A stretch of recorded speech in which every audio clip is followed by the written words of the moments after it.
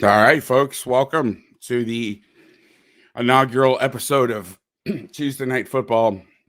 This may be the only one. I don't know.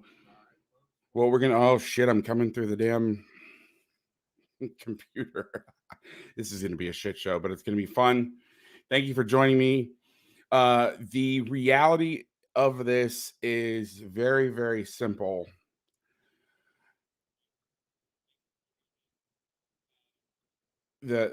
Wow, my computer just is like, I don't like all of this. The reality is I did a bunch of YouTube videos last year and they were fun, but they were insanely time consuming. And I figured this would be the best way to get some breakdowns, do some fun stuff without taking 3 weeks of my life. I mean, I reached the point where I did that episode, the Whip Fire Zone episode, and it took 3 weeks to put together and not much else. And it was one blitz. And I literally stared at one blitz for 3 weeks. And because I don't know shit about video editing, I'm a football coach at heart. Like I don't even know if this is, I don't even know if you guys can see this stuff. I'm decently tech savvy in the audio world.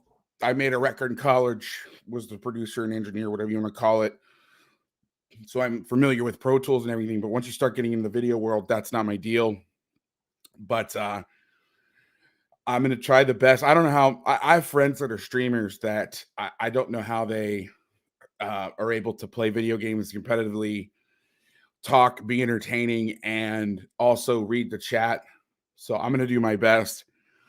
But I'm going to go into teaching mode here in a second. I'm going to try to make it fun and interesting, but I'm going to be going into teaching mode. So if I don't see a comment right away, I will do my best to address it when I can.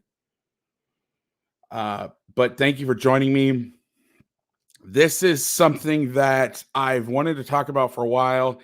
I didn't really have an outlet. It was one of those things that has kind of been in the back of my mind. When I started doing the YouTube stuff last year, I went and said, okay, this is definitely something I earmarked for a video. But again, with the time it takes to put all that stuff together and edit, and I'm like, the great thing about this is, I did obviously my research. I knew a lot of this stuff already in my head, but it's one of those things that I can crank out more of these, and I don't know how interested you are. So first thing, the Browns, I overshot how many times they ran this stuff. They ran like 8 times. So we're going to talk less about the Browns and more about, we're going to talk about the Browns. I was basically waiting to find a team to do this in a modern setting. I don't know how interested you are in watching 3 and 4-year-old football as much as you are in football that happened 2 days ago. Well, it's one of those things I wanted to wait to find a team that was doing it in a modern iteration. And I say modern, current iteration. I saw the Browns do it, and I'm like, okay, we got to talk about this, because this is the same scheme that Fangio ran against McVay in 2018, and Belichick then ran against the Rams. And both of them, McVay ran it about the same amount of time. I'm sorry, rather Fangio ran it the same amount of time, but Bill really hung his hat on it against the Rams in that Super Bowl. And it was really one of the reasons that I think they held him to, I said 7 points, I think in the tweet, I think it was like 3 points, but we're going to try a little something. I'm going to add a guest here. We're going to see if we can figure out how the hell to do this. Again, video technology is not my specialty, so bear with me, and then we will get into teaching. Joining me now is Casey. Just quickly. How are ya? I'm good. Guys, this is Casey Joyner. I guess a pioneer in fantasy football. Is that I mean, am I being too heavy-handed, or am I not giving you enough credit? It'd be pioneer fantasy football in the analytics side, because I'm actually pioneering football analytics about going back now 2005. I wrote a book on early late 2003, 2005. I wrote a book called Scientific Football, and I sent copies of it out to a bunch of different people in the media, Dr. Z being one of them. And I miss Dr. Z.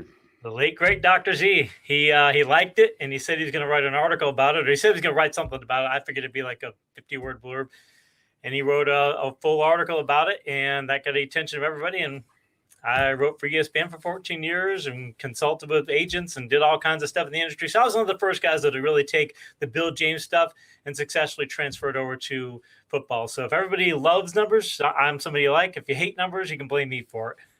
I generally hate numbers, but I love you, and you're a fellow Orlando, and I guess that's how we. How long have you been in Orlando for? Over 30 years. We moved down here. Yeah, originally from Michigan. We're on the Tiger shirt, but okay. Yeah. I am originally from. I was born not literally in this house. I was born at ORMC, but moved here 2 days afterwards, and I spent my 20s and half of my 30s in California. Well, my early 20s at the University of Miami, or as you can kind of see over the shoulder. My best friends had that made for my birthday. It's a floor mat. Yeah, now it's upside down. It's sad. It's supposed to be a floor mat, but it was kind of weird stepping on my own name. It's very strange. So I'm like, I'm hanging this. But anyway, so I don't really know what I know in my head, I thought we were going to talk more about this is kind of the fun of this, because I don't work for a company. I work for myself. Same here. So I can put stuff out and it can be a complete shit show. And people will be like, yeah, never do that again. And nobody will ever remember. So I kind of put it out there to say, hey, does anybody know anything about the Browns personnel, like intricately? I don't. I'm an next to no guy. I mean, I know obviously who their best players are. I know enough about them to speak. But I'm going to speak more about this game. But I was like, hey, somebody want to join me to kind of do, I guess it would be the opposite of, well, I guess it would be color commentary on like the players and what they're doing. And then the problem with this though, Casey, is I thought the Browns did this a lot more, but they only ran half of the tilt stuff. So they only ran like 7 or 8 snaps. So a lot of the film that we're going to watch tonight is going to be the Bears and the Pats from 2018 when they took out Boy Wonder. Sorry, I want to say this up front about the McVay stuff. I think he's a great coach. I think he's done a lot to change the NFL offenses, but I also think he gets a lot of love that he gets because he's a good-looking person, to be honest with you. And like I remember the media fawning all over him. Was it that Bears game? I think it was the Bears game we're gonna watch where he like named all 11 starters and everybody was like, "Oh, Sean McVay." I'm like, I can name starters from teams I played 10 years ago. Like, what? Or he just played them. I would be more shocked if he couldn't rattle it off. Exactly. If he wasn't able to name all the starters, you wonder, are you doing your job? I mean, aren't you supposed to be looking at who you're supposed to be targeting and who you're going to try and go after? Right. You're not. Yeah. So I'm gonna. But first of all, I hate offense. Okay, even though I have my own, it's a love-hate relationship. I hate offense. I hate bad offense.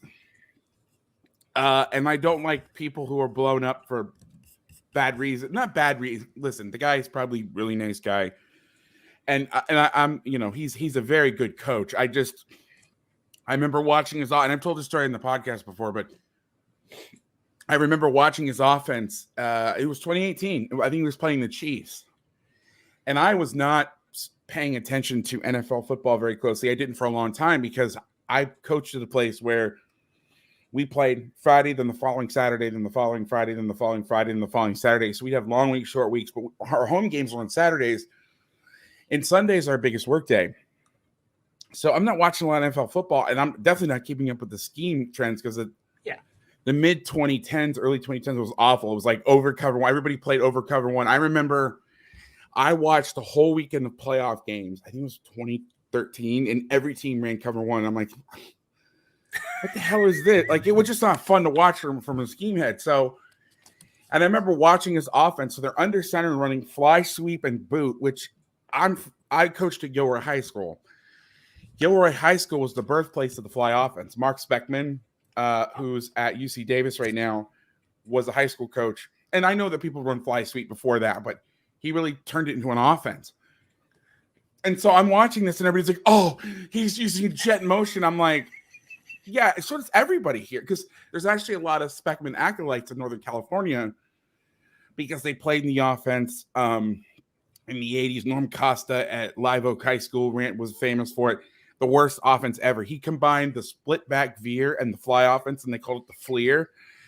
And I wanted to stab myself in the eye whenever somebody said that. But so I'm like, and then he's throwing wing T waggle at a one back, and they're hitting the over out because they're playing country 3, and everybody's just like, oh, Sean McVay. I'm like, we see this ever. Just play quarter. I remember I looked at Rachel and said, just play quarters and this is over. And I walked out of the room, and I didn't pay attention until the year was over. And then everybody's like, Bill Belichick's genius game plan to play quarters. I'm like, what? Like, and it wasn't like I'm some smart guy. Like, anybody that saw that stuff on a regular basis, that would have been their answer.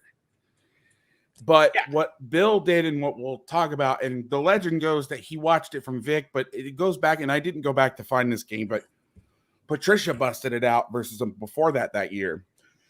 They played it's kind of the old flex 4-3, Tom Landry-ish 6-1 defense. But this scheme's been around for a while. In fact, there's a Mangini playbook floating around from 2007. Please don't ask me for it. I'm not going to send it to you. Not you, the viewers, right, but where it has it in there. And from what I've seen from Vic, Bill obviously didn't need to go to his own playbook, but some of the other guys that ran it, I think they may have borrowed from it because it looks exactly the same.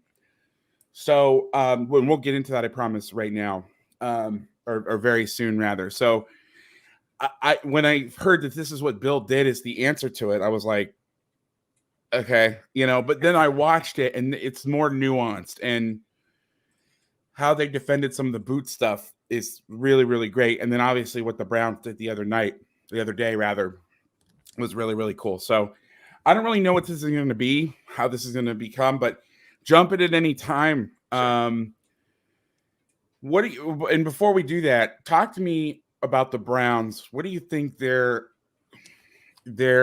trajectory is from this year? Because I am very myopic when it comes to watching football, especially in the NFL. Like, I grew up a Dolphins fan, but then, and I've told this story too, like right after I graduated school, within 2 years, one of my friends is at the Patriots. One of my other best friends, gets drafted by the Jets. One of my buddies from Miami gets a job at the Bills. Then I coach at Tom Brady's high school, and he's sending us cleats and tackling those tackling rings and stuff. So I'm like, I love Tom Brady. He's the best ever.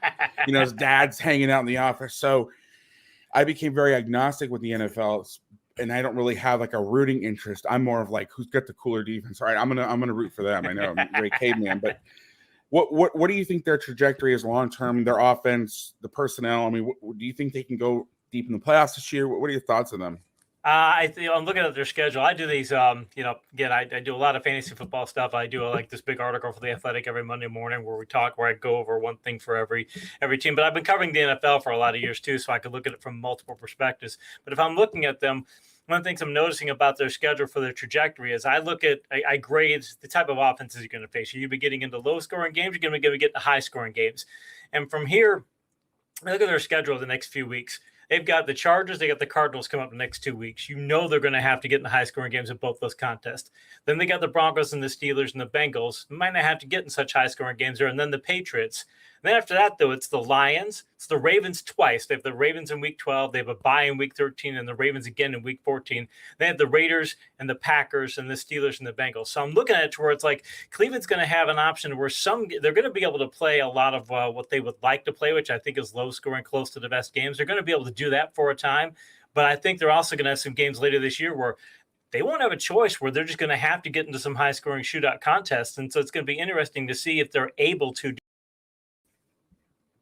So I don't know that they will, and it's going to be something that Stefanski is going to have to work on, because you look at who they have. I mean, they've got Donovan Peoples-Jones. They got Beckham. Beckham looks good for having come, for all the injury rust that you would think he'd have. He looks pretty good. He's got a really tough schedule coming up, though. I grade cornerbacks as on a red, yellow, green scale. Red is a tough cornerback. Yellow is an okay. Green is a favorable cornerback you want to face. He's got red cornerbacks in 5 of the next what is it, 5 of the next 10 games. So he's going to have some tough matchups there. So I don't see if they're going to be able to lean heavily on their passing game. And plus, they've got some favorable run game matchups, but they've got a stretch in weeks 7, 8, and 9 where they face some really tough run defenses. So I think they're going to have to be on offense a lot more creative than they have been. And defensively, they're going to have to find ways to prevent those big plays, because I think they use their offense to protect their defense, because their defense is good, but I don't think personnel-wise it can keep up with the top offenses in the league.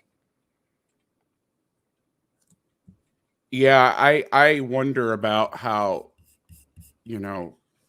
I was very intrigued by the draft pick, and I'm sorry the audio dropped out for a second because I was messing with the different settings on StreamYard.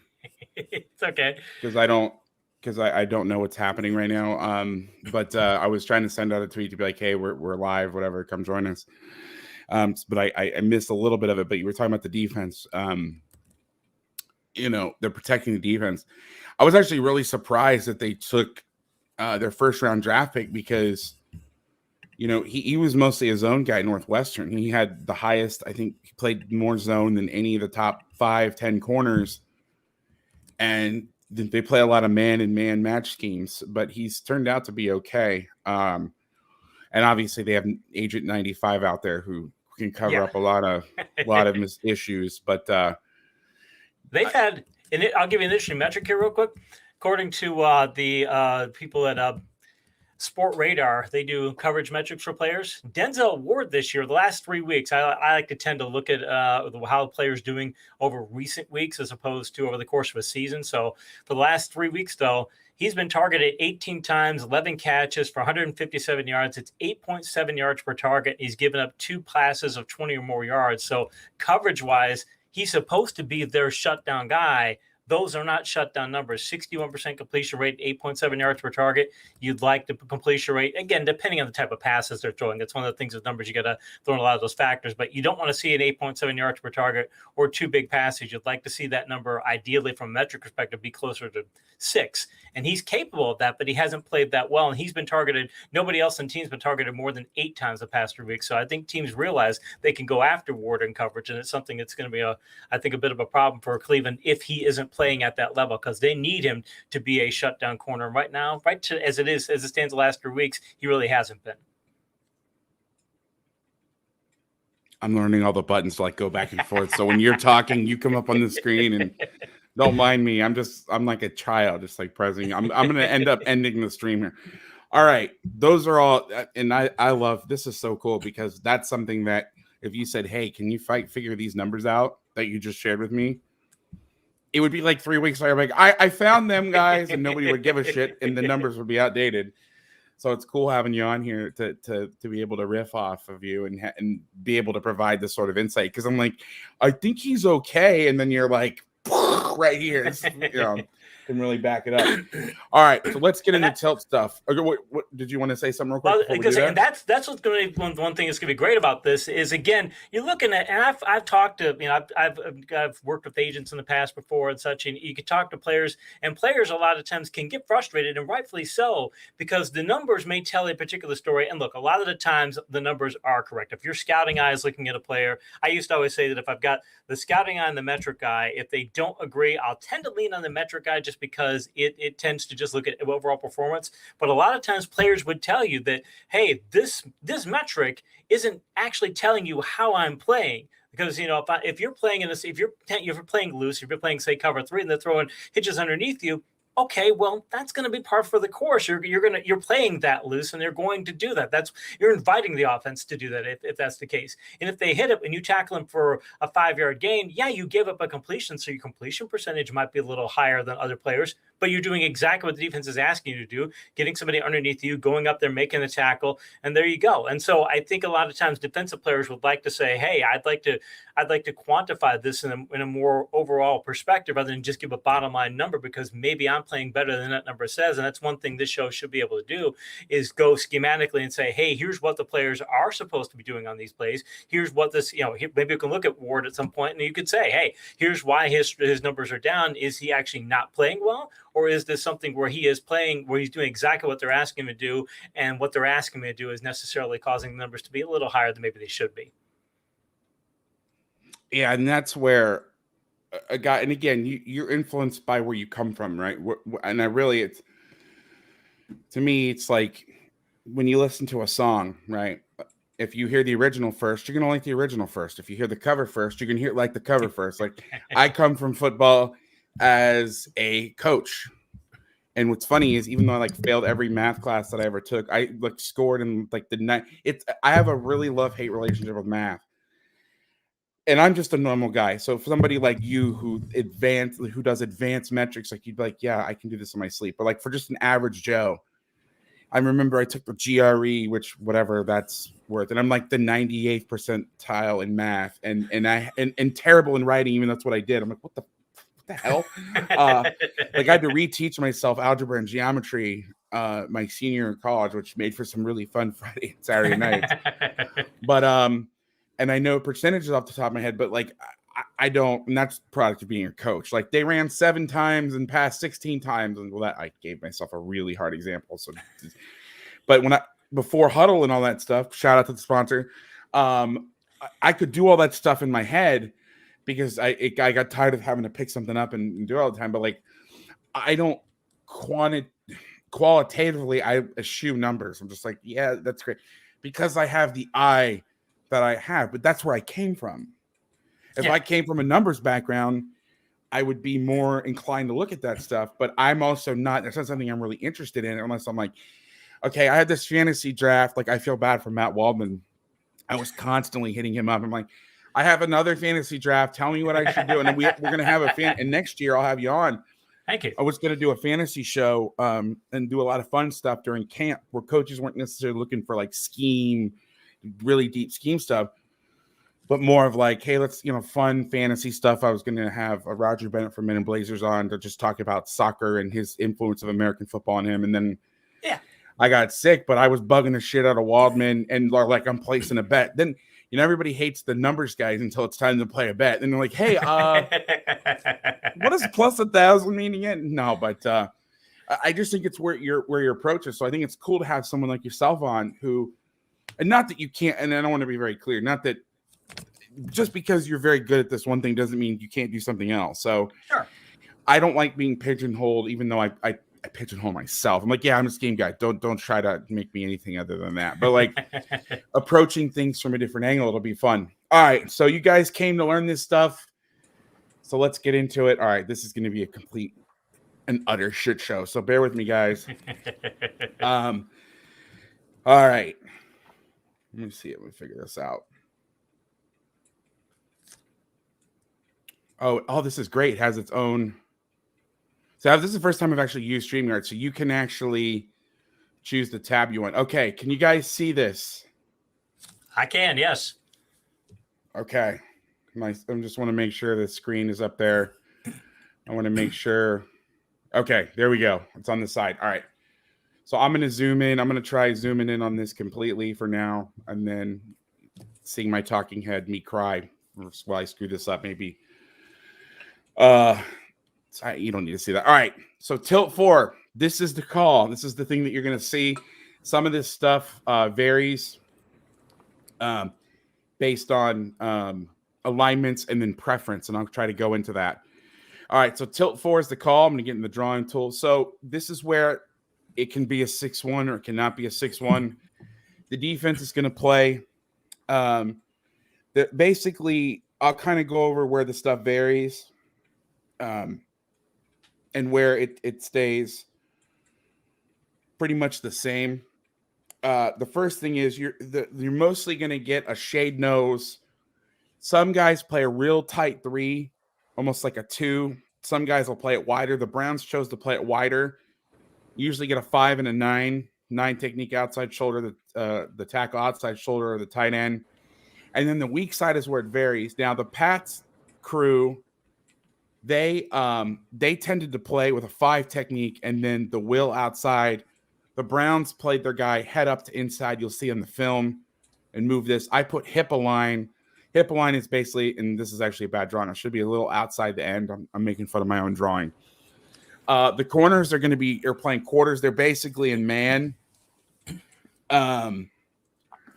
So, and then the safeties, I mean, this is just straight up quarters. For you guys who don't know quarters coverage, it's basically, it's a combination coverage, meaning the strong safety is going to read number 2, which would be the tight end. If he is vertical, he's going to take him. If he is out, he's going to rob the curl to post to 1. I say slant as well because we got beat on slant arrow a lot, so we changed it to slant to curl to post.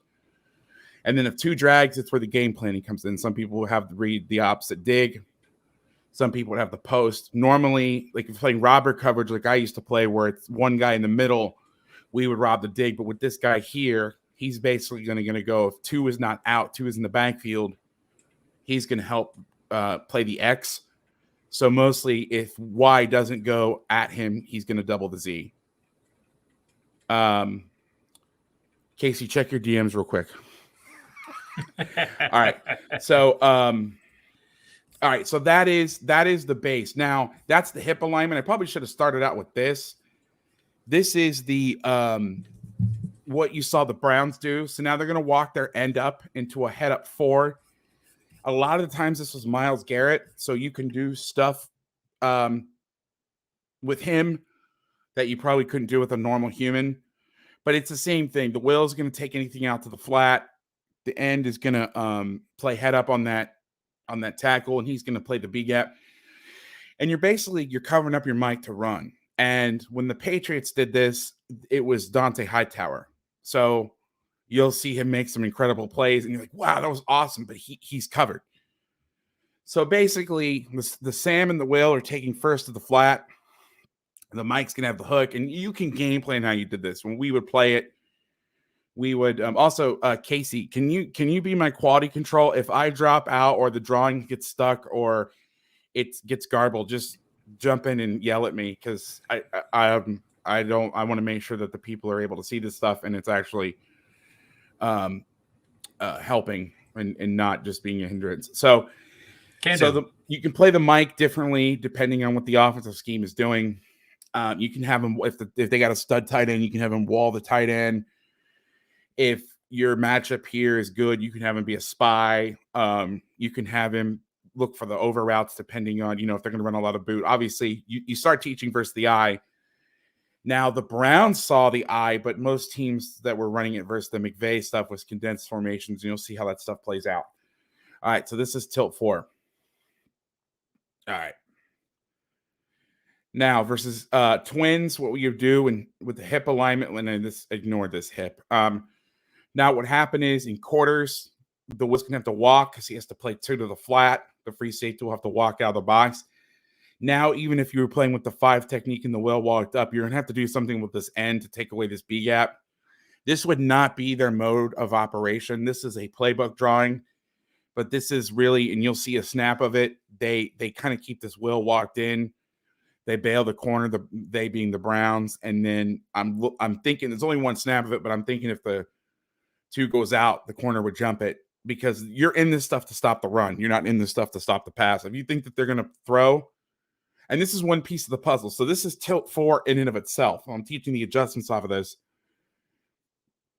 I'm going to show you buzz, which is cover 3, and I'm going to show an auto zone. Literally, the Patriots call it tilt auto zone. And that is 4 to some formations, buzz to another. So we'll get into that. So I don't want you to be like, well, that looks like shit. Well, yes, it does, but there's other things that you can do. So this is the twins variation. You're playing man on the backside. And these position or generic names, they can be, everybody's going to have their own twist on it. Okay, here's this versus double tights. Now, this looks a little scary to me as a coach and like a guy that's always conscious of gaps, but there's so much vertical movement in here. I know the first thing I saw when I saw this was, oh my God, they have an open B gap and an A gap. But the great thing about this defense and why it's so successful versus the McVay stuff, and it's actually good versus duo as well, is you have guys on edges and you're preventing double teams. And for the most part, and I don't want if you got any O linemen here, I don't want anybody getting upset, but O linemen are going to be less athletic than the defensive linemen. And so, yeah, defense linemen get their ass kicked in doubles, but usually singles, the D linemen should win. So now you're forcing a bunch of single blocks, but you have good coverage, because you can force a bunch of single blocks and playing cover 0, but now the defense is, you're at a disadvantage. But now I have pressure on all the offensive linemen, and then this nose is to take the double team. But really here, I mean, I guess you can get a double team here with the H on this end, but you should be able to squeeze this. You're really not being able to get any double teams, and you're doubling both sides of the receivers, especially, again, back 30 years ago is a little long, but 20 years ago, you'd run your whole offense out of this stuff. Oh, this is in legal formation. See? That's what happens when you drive or you draw in haste. But, 10, 15 years ago, and this is why stuff like Tilt 4 was good, and then it went away for a while, and that's because teams were running their entire offense out of this set. Well, if a team runs their drop back pass and their 3-step and all their run game out of this formation, maybe this isn't something you want to live in. But teams like the Vikings who want to get into this stuff, it's run and deep shots. What I'm saying is, for coaches, is we were able to get into defenses that were more specific for certain formations. Like, for example, we saw a team, they were an I formation team. They lived in this world, okay? However, when they wanted to throw the ball, they would spread out. Well, so when they were in this, they were downhill run, throw the ball a country mile. And if it was third down, or if they wanted to throw a quick game, they wouldn't get in this because this is not a great quick game scenario. You've got 2 receivers and one guy that's really bottled up in here. So you want to spread people out. So you'd have to worry about defending quick game. Why I'm saying this is you were able to get into stuff like this because they were only going to run a certain selection of plays. Whereas in 15 years ago, a team would run their entire offense out of this. They only ran 12 personnel, or in down and distances where it was like 3rd and 12. Okay, yeah, they're going to get out of it, right? They're going to get in the spread sets. But you're able to overplay stuff more. Okay. All right. So, Casey, I'm going to ask you to help me with an executive decision. I'm actually going to leave this up to the chat. Okay. This is the first thing. Do you guys want to watch the clips of Tilt 4 first and then get into the Tilt Buzz? Or do you want me to go through all the explanations first and then watch all the film? You guys tell me. Drop it in the chat. I'm going to Casey. It's up to you guys. I'm a man of the people. Do you guys want to see all the explanations? All right, you want to go through all the explanations? We got 1 vote for explanations. I vote clips. Oh, shit, it's 1-1. Explanations. Tilt 4 first. 4 for. All right, so we'll go 4 first. All right. And then I'll show the combinations. I know I'm in film, but I want to break this up where guys aren't getting bored by watching 9,000 explanations first. Okay, so all right, now I'm going to switch back to film. This is going to be a nightmare. All right, Casey. Wish me luck here, my friend. I almost pressed stop. Wishing you luck, sir. Leave studio. I'm like, no, that's not the button I want. No. All right. I'm praying. I heard that StreamYard was great for streaming video. I guess that's why they're called that. Yeah. I'm hoping it's smooth. I know it's better than Zoom. Shout out to Zoom, but I heard it's better than Zoom, so we're going to take a shot at this. I apologize in advance. This is the only downside of doing stuff live instead of doing stuff prepared is you're having to rely on streaming rather than clean video. Okay, let's try this. God help me. No, don't stop camera. No. Come on. I'm like talking to the damn computer now. Or we could watch Norm Macdonald live. We could just do that. That's like another tab I have open. Oh my God. By the way, a tip for you guys, for you Norm Macdonald fans. So Norm Macdonald did a show. This is the ADHD portion of the show. Now, when I'm on the podcast, I have my soapbox where I go on a rant. The YouTube show where it's literally live, there's no editing that can be done. I'm going to go on my ADHD rant. If you love Norm Macdonald, go to the internet. I think it's called like the search archives. And because his shows got pulled off of YouTube randomly a couple years ago. All of his shows that he did it was called Norm Macdonald Live on YouTube are there. First of all, it's not safe for work, like with like 8 exclamation points. He says some problematic shit, but the first episode with Bob Einstein, aka Super Dave Osborne, is on there. Yes. And it is I laughed so hard. I was literally my stomach was hurting the next day. Anyway, I just saw that tab come up. So shout out to Norm. Rest in peace, my friend. All right. Hope this works. And yes, big shout out for Super Dave Osborne. Love that. All right. So we got this going here. Oh, and my clicker's working. Can you see the screen? Yep. Everything's good. All right. So we got iPro. Now, I'm going to be very honest with you. The way that some, especially the Fangio guys, so real quick, Joe Woods, he worked with Soleil and at the Niners. They got a Jason Tarver who worked at the Raiders, who was with Fangio at Stanford. He's been all over. See, this is why you got to talk to everybody. So when I was a puppy at San Jose State, Tarver was at the Niners as a QC, and he used to just come into the office and hang with Dave Phipp, who's now the special teams coordinator for the Lions. And I said hi to him and stuff, but I should have talked to him more and got to know him, because now he's like one of the brains behind the Browns operation, and he is phenomenal. But anyway, I really respect them. They take pieces of all the best schemes in the NFL. And a birdie told me that Joe Woods actually reworked all of Soleil's coverages at the 49ers. So there's a little fun factoid for you. All right. So as I mentioned, let's just look at the shot. Let's actually go to the end zone first. All right. So the Browns are playing in this snap a heavy 2. He's got his outside hand down, which is a little different. It's probably a choice of, hey, put whatever hand down you want.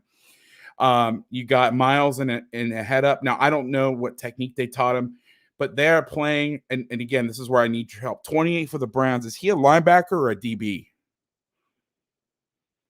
Sorry, I had to hit my mute there. My apologies. I believe 28 is a linebacker. Or let me check here. Give me 2 seconds, please. Yeah, that's fine. So Delpit's in. Delpit's back. I'm super excited about this. They have 2 of my favorite safeties in the league. I'm not saying they're the best safeties, but they got Johnson the third, and they're going to ask him to do a lot of stuff that he did with the Rams. Shout out to them for getting a guy and then getting him to do his strengths. Sorry, 28 is a rookie linebacker. Yes. Okay, so this is where the numbers thing becomes a problem. What's his name? Jeremiah Owusu from Notre Dame. Oh my God, yes. Yes. Okay, so I was told by somebody reliable that this kid is going to be one of the top 3 paid linebackers in 5 years. He is an absolute freak show stud. Now that might be like the no shit comment. That'd be like being 95 on defense is really good, but that I was told that. So yes, okay. I just didn't know what number he was. This is where I agree with Brady. The numbers things suck. All right. So you see the 2, you see the 4. So they're playing a little differently, or they're playing it. Well, they're playing the same. So now you get stretch. So now 90. That's not Clowney, is it? Should have pulled up the roster. Sorry, I'm so wrapped up in what you're pointing out here to the I stepped. You can put it on mute for a second. Yes, 90 is Clowney. Yes. All right, so they probably told him. I mean, let's think about it. You have Jadeveon Clowney. Okay, instead of take this guy on, keep your outside leg and arm free. They probably said, hey, if you can beat him, and then penetration kills this play. So look, all the linemen are taken up. There's one double team.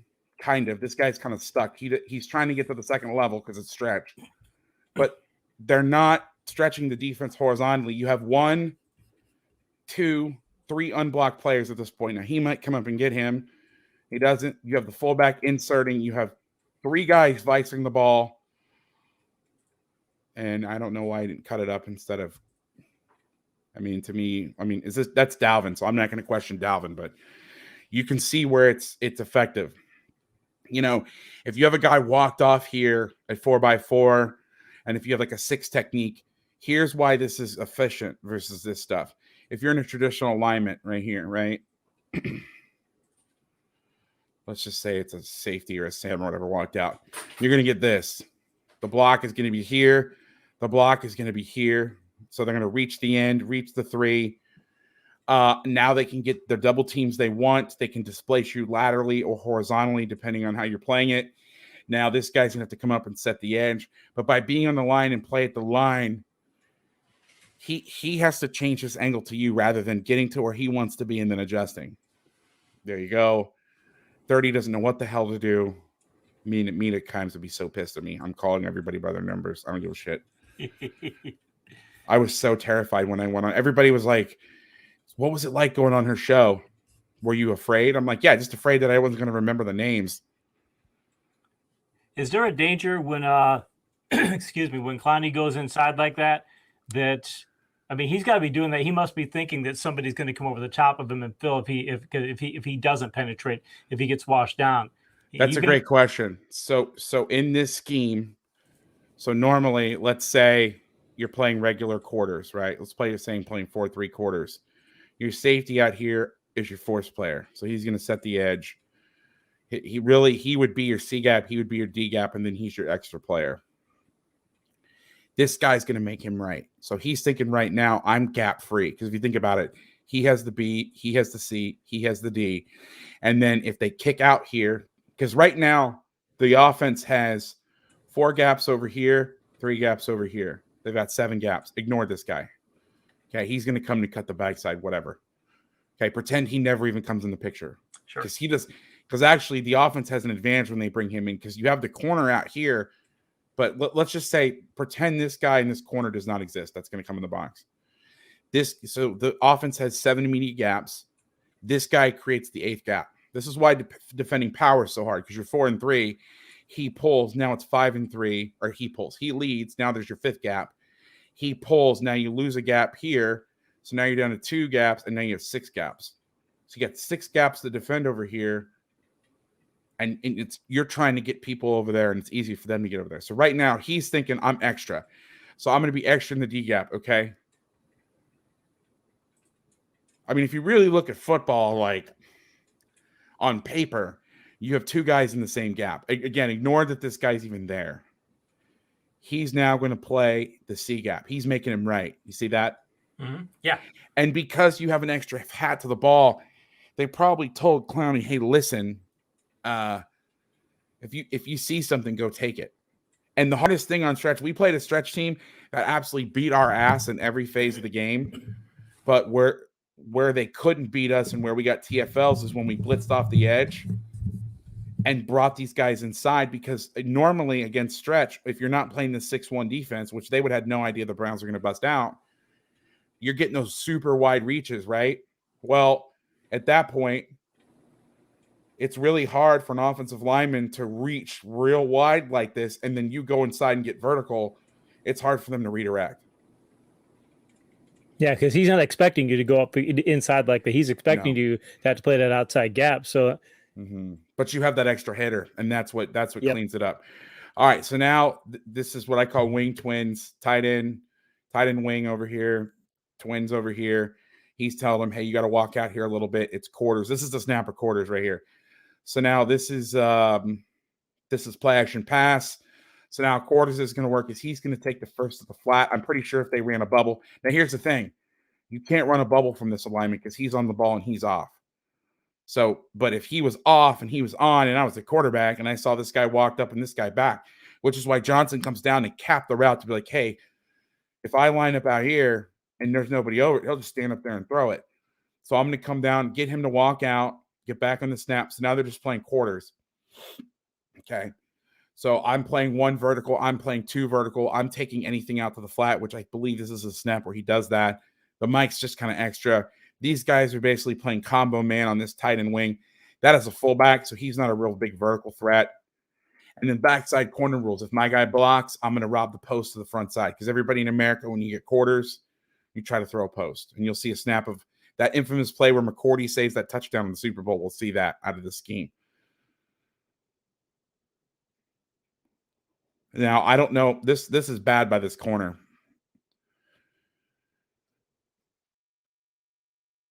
You never leave your guy. You never leave your guy. You have the quarter, but you're playing man-to-man. Unless he runs a slant, a hitch, or a speed out, he would make a China call or smash call to get him to come out here. But you never come out. I don't give a shit what he looks at. Your job is to stay on this route because nobody else can get to it.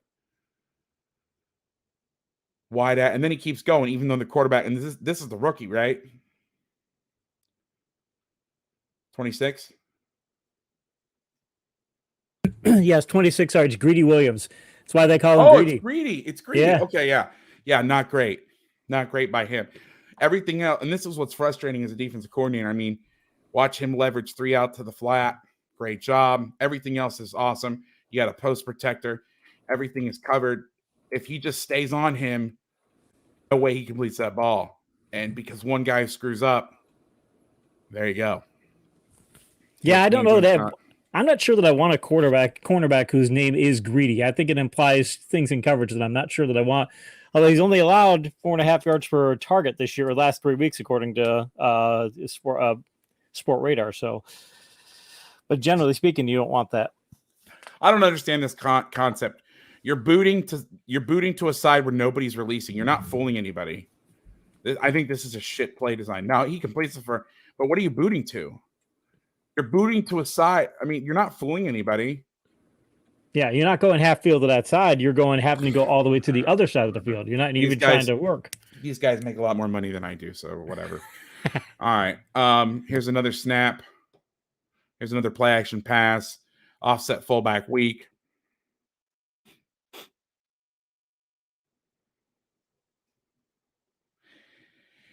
Okay, here's the doubling effect that I talked about. We can double both sides. It's play action pass. So again,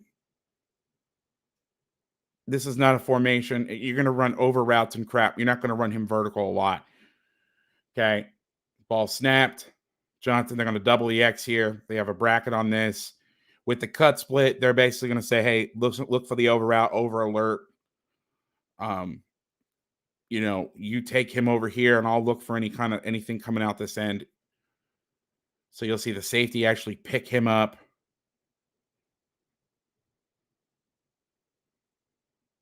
Great play. Is that Delpit? I'm super excited that he's back because I was really looking forward to him last year. Yeah, it's Delpit. Yeah. I love the stance that some of these guys get away with at this level. Like that. I would yell at my kids if they lined up like that. All right.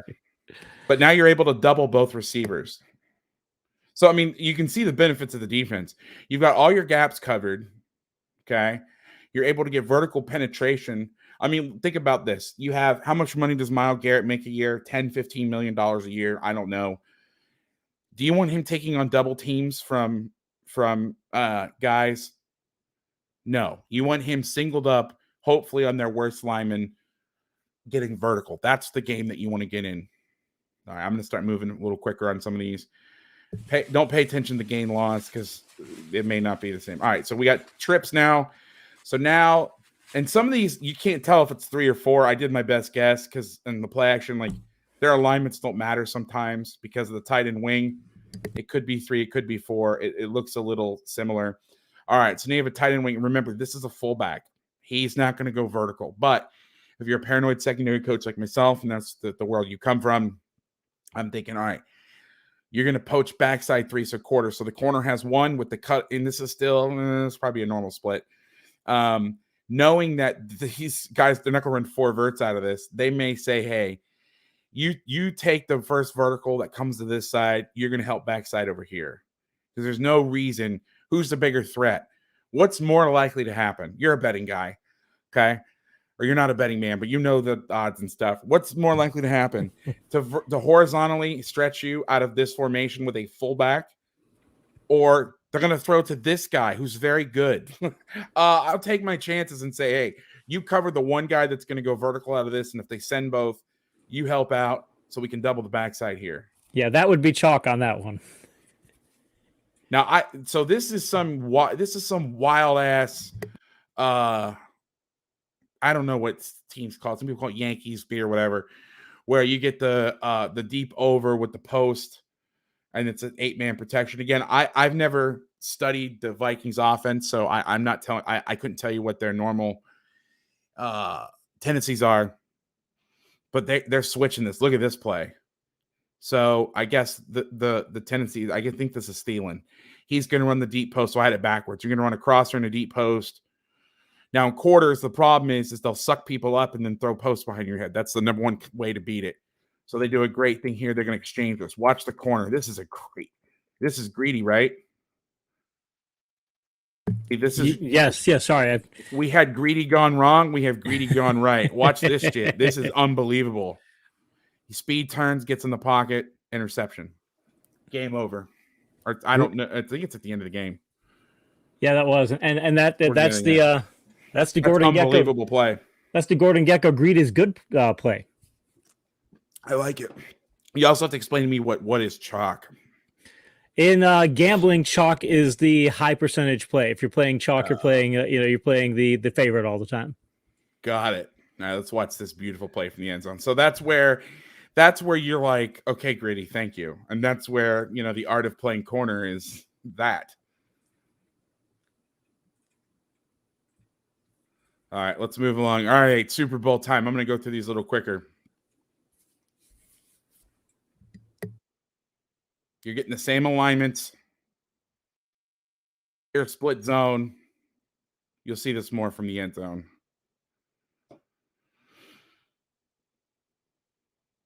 Now, by alignment, you could tell, okay, if this guy was a wing here, they're more likely to run stretch. With him tucked in here, he's more likely to come back across to create an extra gap. Now look at all the single blocks that have to happen here. He has a single. He has a single. He has a single. He should play kind of front side. He's going to have to dig him out on the back end. And meanwhile, they can't get to him. They try to, but then look what happens. This is when I love offensive linemen that go up the field. Okay, great. There's another play where I think he gets him in the backfield. I mean, to me, this is not a winning business model. Let me ask you about 81 there. Where he is, I think they call that a sniffer position there, where he's right up there on the line. Yeah. There's no way with those splits he's going to be able to get downfield anyway. I mean, you're almost telegraphing that he's going to come across rather than go downfield, because there's just not enough space for him to even get through there. What else could he do out of that position? Isn't that pretty limited by the offense? The only thing it is, and that's why most guys, they try to get a guy athletic enough that can get here and cut back. But I think they're like, screw it. They just need to cut off the backside of the defense, because this is a little later in the game where they know what's going on. Normally you'd want to put him here, because if he's here, well, okay, so you put him here to reach, to go out for a pass, and you can do more. The other thing that you could do is, I think they tried to run power. This is a better angle for kickouts. Okay. So if they wanted to run power, you'd want to. That's why Malzahn, we played a team that ran the Gus Malzahn offense, and you could tell if they can run power or stretch by where he was lined up. They would get him in here so he has a better angle to kick. So if you're going to run power, okay, this would be. But you have no. Now, what's cool what the Patriots did is they did out of two personnel groups. Rhino was their 4-3 look, and then they played out of Penny, and they had Chung be the Sam. That's creative. Yeah. I mean, that's not the winning business model. No. I really enjoy watching this stuff. Guys, if you have any questions, I'll try to check in. I'll try to check the chat. Oh, here it is. Here's power. But he's not in a... See, this is what's stupid. This is why McVay's an idiot. Sorry, I shouldn't have said... That's not very nice. Okay, so you put the tight end on the ball to run power, and you're just going to block out or block down. Why? Why would you do... I don't understand. I shouldn't have said McVay's in it. That's not... I don't want to be that guy. But Jesus Christ. All right, here's Chung. So your preference would be to have the tight end do the kick out? My preference would be, have that guy instead of having... Who is this? 83. Who is? Oh God, who? Josh Reynolds, I think it's Josh Reynolds. Josh Reynolds. Okay, we're gonna have Josh Reynolds blocked out on Agent 23. Well, that's a winning business model. Let's sign up for that. I mean, what the? Yeah, this is so dumb. That's the one thing I don't agree with on the McVay, just the whole McVay offense is the more you're bringing those smaller guys in, you may be confusing the defense, but if you're having them block, I don't want small guys blocking defensive players. I want bigger guys blocking defensive players. And Al Davis used to say back in the day, he didn't want his wide receivers doing any blocking because it wore him down. He wanted Cliff Branch and Fred Biletnikoff. He wanted those guys running routes. He didn't want them to block because he thought it would just wear them out. So he didn't put them down in those kind of situations. All right, here it is. That's great analysis, and I completely agree. Sorry, I just got excited. I was like, oh, here it is. All right, so if you've watched the Super Bowl, I don't know the name of it, on the NFL Network, they show this play, and then they show the adjustment off of this. So here's the play. This is kind of some people call it Yankee, or what I don't know. I don't know. I don't study offenses to the point where I know what they call shit, nor do I care. Sorry. If you're on this channel and you're like, oh, my God, he blasphemed offense, you must be new here. Okay, but they're running a deep over with a post, and they're sending him out to the flat to try to suck him up. Okay, they got Hightower out here. He's playing the flat. Safety's playing the over route. Backside corner. Oh no, this is the play they threw it. I screwed it up. I thought this was the play where they showed where they set it up, and then this happened. The backside corner rules. My guy disappears. I'm looking to cut off the post. Okay, so backside corner rules. This is old football. Okay, backside nut, and really, I know it's not nut, but you have two threats. One's staying in, one's going away from you. So I'm lined up here, maybe not necessarily out of this look, but let's say there was a nub tight end here, meaning a tight end with nothing outside of it. I'm thinking Y corner to Y post. He blocks. I'm going, and I'm going to help on the post on the other side. Now with twins and the one guy staying in, basically the same thing's going to happen. Okay. And this guy will play any throwbacks. So if they try to boot and then throw it back over here to this tight end, this play by McCourty, I put these out of order. That's phenomenal. I never had the guts for this type of stuff when we played quarters. We would lock our stuff because it was high school. This type of stuff would make me nervous, and it takes a lot of coordination on who's going to take what and who's going to pick up what. Yeah, I put these out of order. I think I had the plays backwards, and I'm sorry. I want to say this is the same. Yeah, this is the play where I think it's open. Well, they say that they make it sound like on the NFL Network, like it was so open, but it looks pretty covered to me. So this is what's interesting. This is a game plan with short splits, knowing that everything's squeezed. Even though this is a match concept, they're really zoning this off. They're saying, because normally, let's say in a real world in quarters, it's 3-by-1. 3 stays in the block, and we've already seen 81's not really, is it 81 or 89? I think that's Higbee. Not a real great vertical threat. So if he's not coming across to run 4 verts, I'm going to help on the X. But they're treating this almost like zone. Okay, he's coming towards you. You pick him up. Now, this safety has to escort him over there. You can't, because otherwise they'll just do this. And then he takes off, and then I just burst up the field. You know what I mean? So he's kind of, they call it match, carry, and deliver. Well, that's actually a technique for fire zone, but you're delivering him to this guy, and that's where they were going to put him on the post to help out because he's got no threats. This is the other thing in this offense I don't understand. I know it's 7-man, 8-man protection, trying to get guys out, trying to take the shots, but occupy this guy so he can't go play that post. Sorry, I had those plays in order. My fault. I think if Matthew Stafford runs that play rather than Jared Goff, if they run that today and you've got Stafford back there, he gets the ball out quickly enough and make these completions. Whereas Goff it seemed like on that first play, especially if he threw that ball maybe a second late, and if he'd read the defense better, he would have thrown it better. So I think that some of that comes down to the quarterback executing too. Okay, Buffalo quads. So this is I just threw a snap of pass in here. This is empty.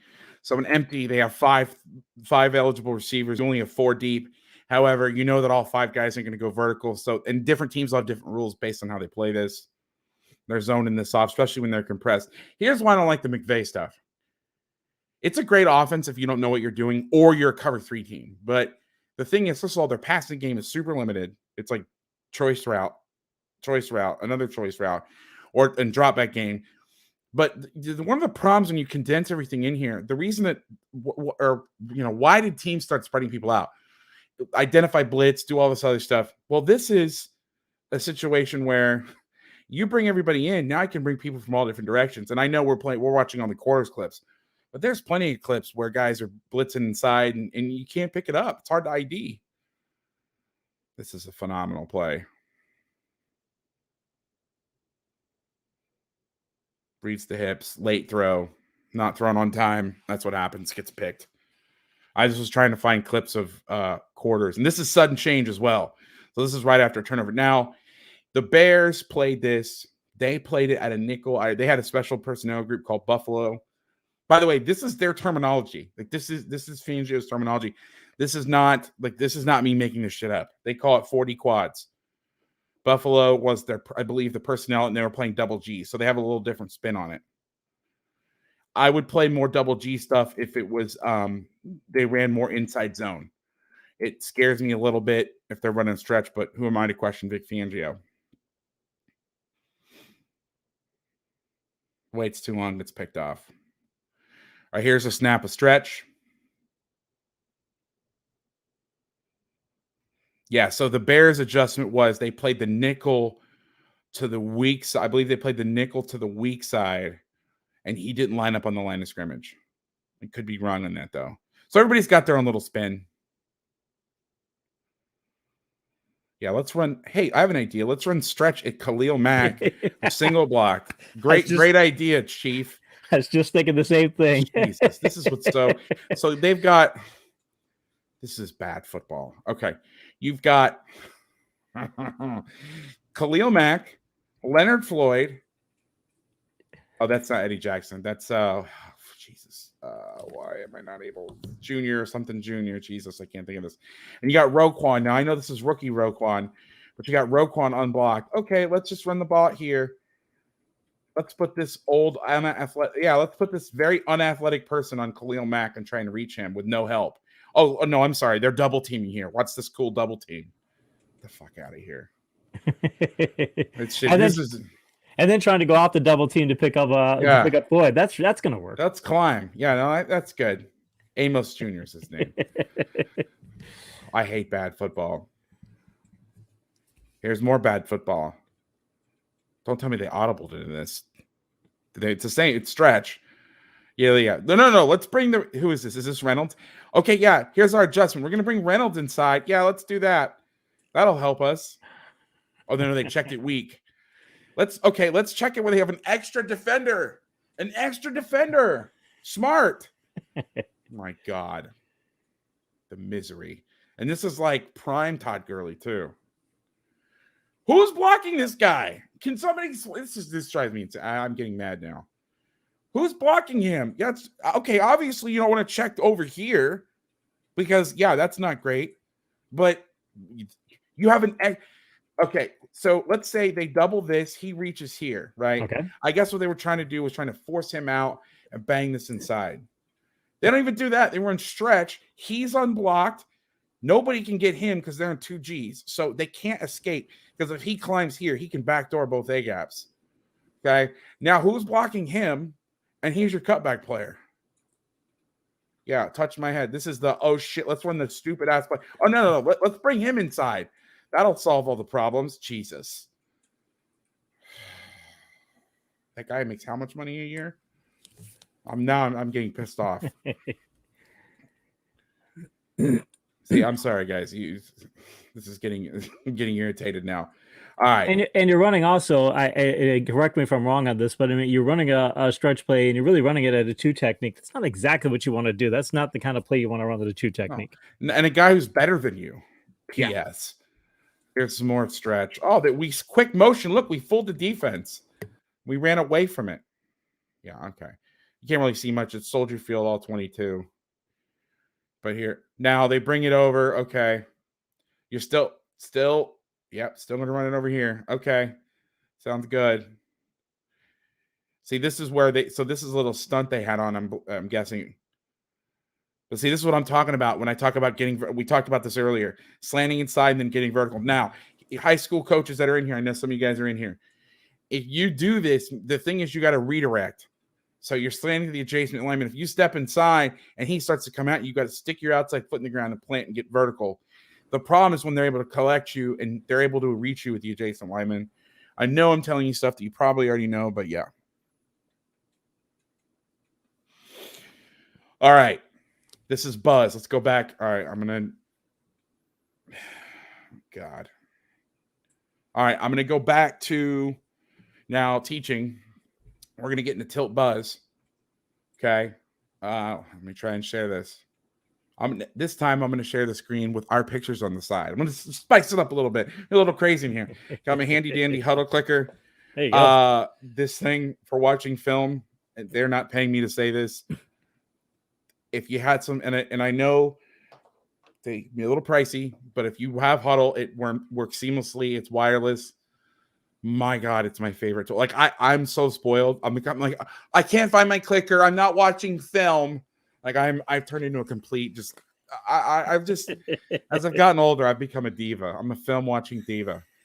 All right, let's I'm gonna start getting crazy in here. Let's watch Tilt Buzz. See if we can get this up here. All right, you see that? Can you see my screen, my friend? Yes, we can. My apologies. All right, yes. cool. So basically, now what you're doing is if they're starting to cram up, and this is again the tilt. It depends. This is all game plan dependent. So one of the hard things that about when watching this film, you got to keep in mind, and you're going to see me explain some stuff, and then you're going to see the film like, well, that's not what they're doing, especially between the teams. But this defense is like I call them boutique defenses, which is probably not. It's like a soft ass name for a defense, but whatever. They are defenses that are specialty defenses. Like I don't know the next time the Browns are going to run this. Maybe they do, but like they only ran it. Now again, you may have some metrics that I don't have, and I know you have metrics that I don't have, but you might say, oh, well, they ran a couple snaps versus 12, but my untrained eye, it looked like they're only running it versus 21 personnel because I'm guessing the Vikings have a more diversified offense out of 12, and they definitely don't run it versus 11. Now, the Patriots did because they were going to condense all their stuff. So, yeah, it's 11 personnel, but they're all condensed formations. You don't really want to run it if they're getting a lot of 3 wide sets or if they're getting into a lot of slot sets without the adjustment, which I'm about to show you.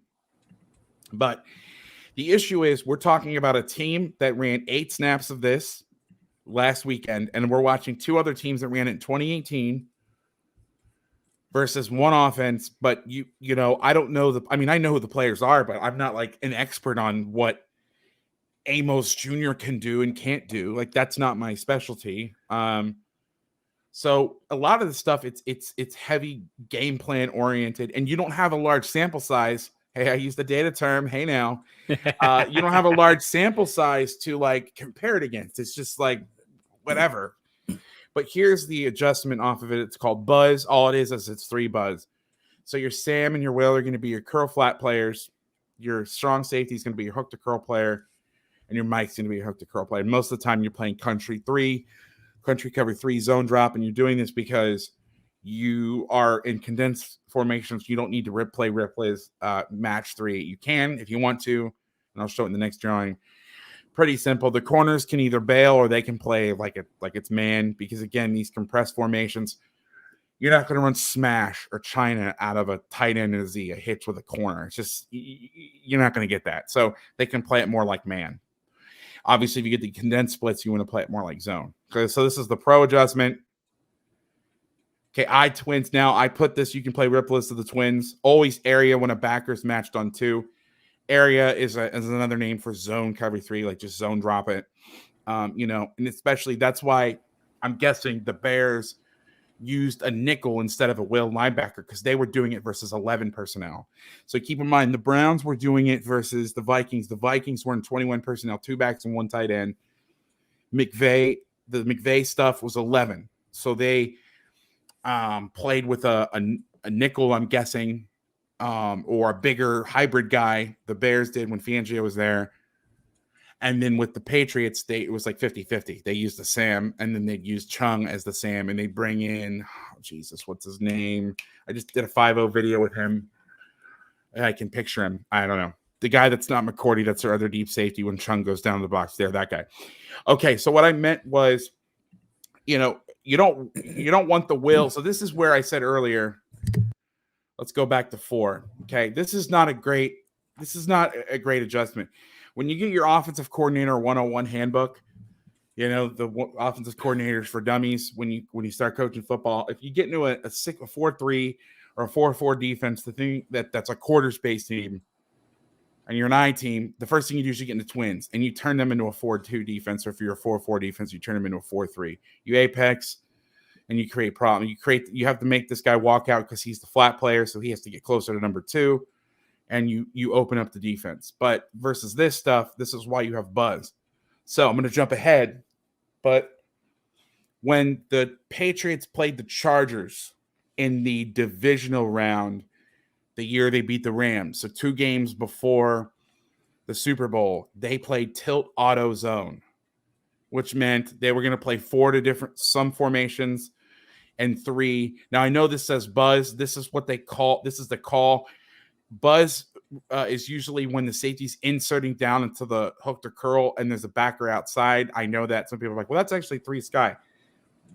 That's a generic term. This is actually what they call tilt buzz. This is the name of the coverage. This would be a sky concept, meaning the safety is going to be the force defender. He's going to come outside. Again, you keep your box intact. If you're trying to defend the run and a team gets in a slot set, as much as you can, you want to lock your box. Because this and this, nothing. Yes, he goes to curl flat versus hook to curl, but the alignments don't change. Also, as a note, they'll move these backers around a bunch. Like they'll have him be week 30, and I don't know why they're doing it, and I can't answer. And sometimes it's so random. There's not, again, sample size. I don't have enough of a sample size to tell you exactly why they're doing what. So there's the drawing versus twins. Now, pro twins to me, I know this is really not pro twins. Usually that's a slot, but you'll see some of this stuff versus the Rams, and I don't have the exact rules. Again, it's all game plan, so it may have been specific for this stuff, but then they're never going to do it that way again. And what you'll see is, even though this is balanced, this is the receiver, so they're calling this the receiver strength, so they buzz to that side. Or you'll see sometimes when it's completely balanced, double tights, even into the boundary, which I know in the NFL there's not really a field in the boundary. The hashes are 9 3/4 yards apart. They rotated into the quote-unquote boundary, I'm guessing because they ran when they were balanced to one side more than the other. So we'll watch a little bit of this, but they're getting into cover 3. A lot of it, though, especially with the Fangio guys, because they're so late rotating, you can't tell whether it's quarters or 3. Now, it matters in the passing game. In the run game, it really doesn't matter as much. But let's get into the film.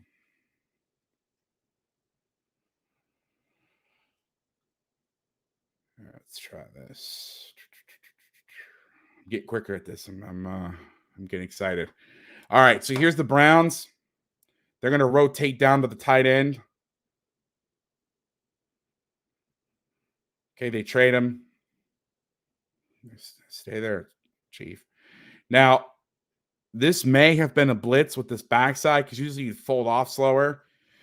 But I honestly can't tell. I mean, and at some point, it doesn't matter. Like, it plays out the same way. He's coming like a bat out of hell off the backside and is able to make the play. God, this guy's going to be good. He's pointing. He's going, this is the guy that's going to make all the money in a few years. That's right. All right, let's watch the end zone copy. So you see the Browns. Now, I don't know why. And maybe it was random or maybe it was a call and they wanted to change it up. They're now playing a tilt nose, which I think there's more made out of that than really there is. But there's a reason why they're not in the 2 anymore. They're in a wider 3, maybe because they said, hey, if they trade this way and he doesn't come down. So maybe if he came down as an on-the-ball tight end, they would have gone back. He would have gone back to a 2. But for some reason, they're wider. And then you see they're trying to block this guy who's hard joining this. The ball has to cut back. I don't like the tilt nose. If I'm playing this scheme and I have one linebacker, again, I'm no Joe Woods. I'm a guy on YouTube on a Tuesday night, so take what I say with a grain of salt. But this is where I'm not a shade guy. I've lived my life coaching and won a lot of games playing a G. But with no linebacker, with this linebacker walked up, I want to get as tight on this guy as possible. And if you look at the old Mangini playbook, all the drawings are actually done out of a head-up 0. Now, that scares me a little bit because with one linebacker, I want a clearly defined gap. But I want to be eye-to-eye on this guy, and I want to jack him up. Because this guy, I mean, if this guy is better and they dig him out, you have a completely collapsed side of the front, and this guy can cut it back and go vertical for 30 yards.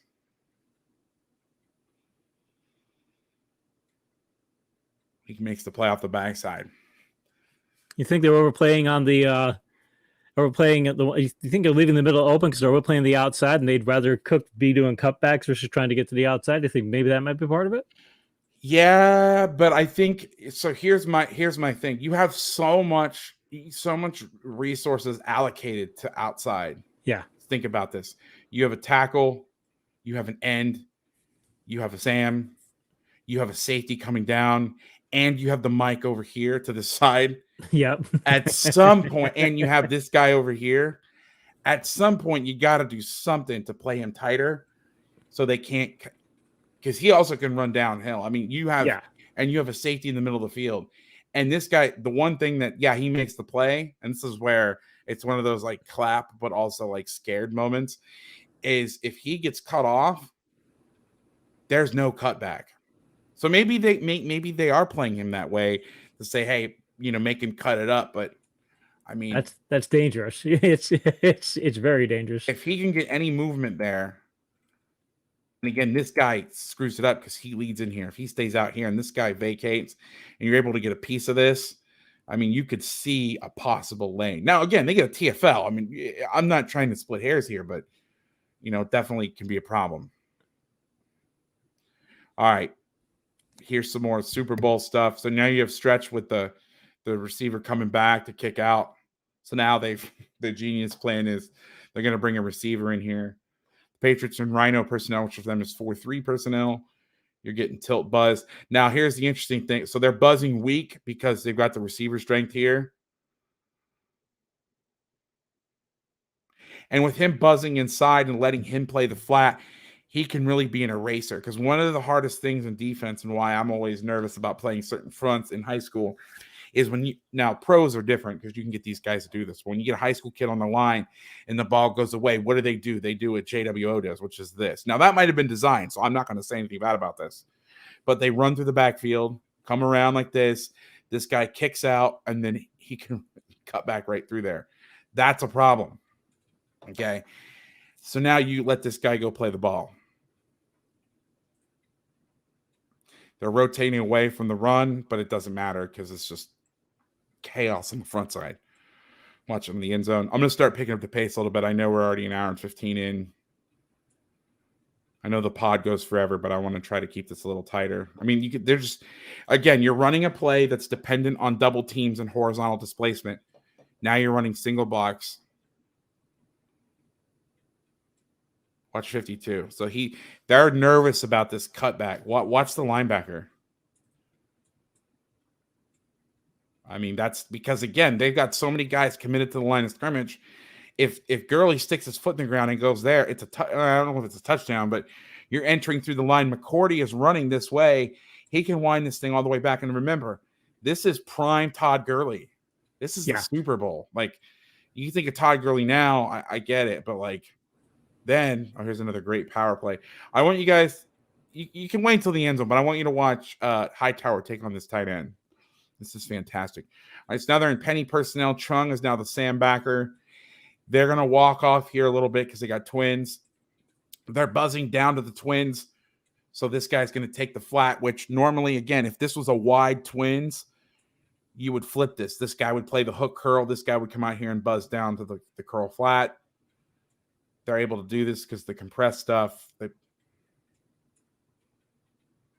This is so pretty. Let's just get to the end zone. Fuck it. Watch this. Watch this.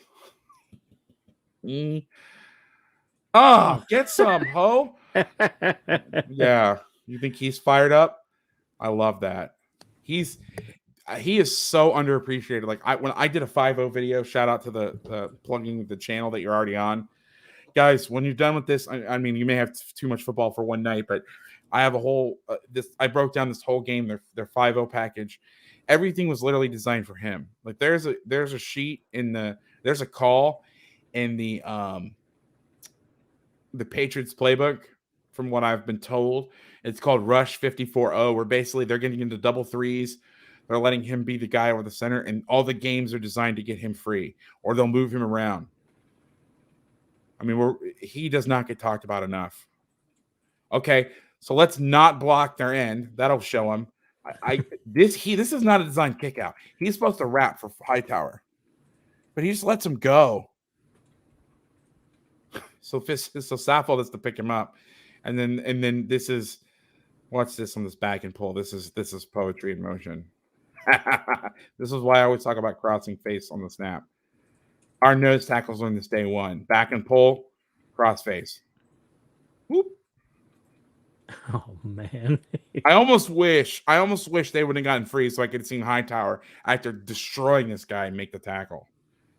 All right, we got stretch week, which is a terrible call, but they're balanced. Okay, never mind. They're balanced. Okay, so this was the curious play to me. Oh, no, this is the one. I'm sorry. So you got 6-1. They're balanced, but they're committing to it. They're buzzing down. And the Patriots, when they don't want to disguise, they're not going to disguise. I mean, there's a lot of times where they just line up and shit. And okay, so they bring him in the box. They're going to run stretch week away from the rotation. But they counteract this with, I don't even know why I'm watching the wide shot. I just always like to watch the wide shot first. I can't help it. So because they're rotating down strong, I don't understand why he's out of the box, but whatever. They'll move the backer weak. Oh, this is after this is after Chung got hurt. Forgot about that. Chung got hurt in this game. So basically, he's going to play the open A gap. He's going to end up playing the open B. But they can't. They got to single everything. Look, single. They're running stretch, so they're trying to get to the second level. But if you can't win on one-on-one, and that's the thing is, all that has to happen is one of these guys has to win their one-on-one and get penetration, and it's over. I'll be honest. The first time I saw this, I went, "There's no chance in hell I would ever do this," because and even with Buzz, when you have an extra backer with a safety or an extra guy in the box, shouldn't say an extra backer. This is your problem. It's a 6-1. There's a reason. This defense used to be very popular. There's a reason why it's only used in certain situations. I'm very happy as a defensive guy. I'm very happy to see this stuff coming back. I think it said with Belichick's old saying that if he doesn't think that your line can block, he always wants to make everybody go into single blocking. I think this might have been his way of saying, I don't think you guys block as well individually as you do as a group, and I'm going to make a single block. Yep, exactly. And that's one thing that I tell coaches. And I use that in the passing game and I forgot who said it. And this is not an original thought, it's something I've heard, but somewhere along the line, somebody said, if their offensive line is not very good, rush fives, because now you're forcing singles. And then, if a tight end is blocking on the line, that's not really going to do anything in the passing game. So you have a back. Now that guy can pick up the extra guy, but because in the pass game, and on certain run plays, yeah, all you got to do is win one-on-one. That's the hard, defense sucks because, I showed a play with Greedy Williams where 10 guys did the right thing. One guy screwed up, was a huge chunk, right? But sometimes in the run game, all it takes is one guy. 10 guys can screw up. One guy gets a run through. But this is what makes this defense so fantastic. And look at this. So they're running Peel, which I call Peel is split zone. They're coming back across. Okay. Now, remember, they're buzzing. See, this is why I should have watched the wide copy first. See, this is why I never skip, because I don't know what side they're rotating to. All right, so here was the curious thing to me, why they didn't flip the rotation once. And the thing I love about the Patriots, and I say this, if anybody else did, I'd be like, that's stupid. Not I'm biased or anything for spell check. But here's the great thing about what the Patriots do, kind of, is on stuff like this, disguising is not really important. Like, you've brought everybody in. It's 1st and 10. They're backed up. They're going to run the ball or they're going to take a shot. So disguise is not – it's not like they're going to audible to, they're not in the spread offense or a spread set where they can check and audible routes. I mean, what are they going to do, throw a speed out to here? I mean, you know what I mean? So this is what I love about what Bill does. And when he says he finds guys that can do one thing, okay? McCourty is the best middle field safety that they have on the team, okay? And Gurley was not a great pass-catching threat out of the backfield in this game, and they didn't feature him. It was down-the-field shots on 3rd down. So they said, screw it. This guy, you're a better box guy, or McCourty's a better middle field guy, or both. You're going to come down, and you're going to play that. You're going to go play back, and if they flip, you can see him. They're flipping the rotation here, and he's like, just come over here. I'll go over here. You're going to be the down guy. Everybody knows he's going to be the down guy, and they'd rather do that. Now, where this gets a little scary for me is you have the rotation, the backer on the same side. You have 2 open gaps, right? A and B. So he's playing backside, and you can't see him with the safety stack behind him. So again, this is scary. Now they get a few yards, but you could see where that could be a problem. If you're going to play this stuff, you need your rotation, your backer to be opposite, I think. But again, And that may have been a mistake. One thing I noticed when I started watching NFL defense, the thing that I didn't realize is how many times guys make mistakes. Didn't understand it until I started watching. I thought everything was like Madden where nobody made mistakes or everybody made mistakes and whatever. Okay, here's another split zone play. I mean, he's dancing. I'm getting yards. Or he's dancing. The defense is gaining ground. They're coming upfield. I mean, plus, where do you want to run at this? I mean, you've got this guy. You've got Chung. You've got Van Noy. You have an unblocked Hightower. And so this is before Chung got hurt. But this is where it can be a little problematic is these wind back plays where he can cut out. But again, he's dancing around. And here's the thing. If he climbs, and this is where playing off of this, they're basically, I don't know this to be certain, Casey, but I'm guessing he's reading the center because here's the deal. If the center climbs, this is important for all the guys that how many people are still in here, still watching this shit? We still 65 people. It's not bad. Okay. So this is high school guys. This is something you want to tell your kids. Okay.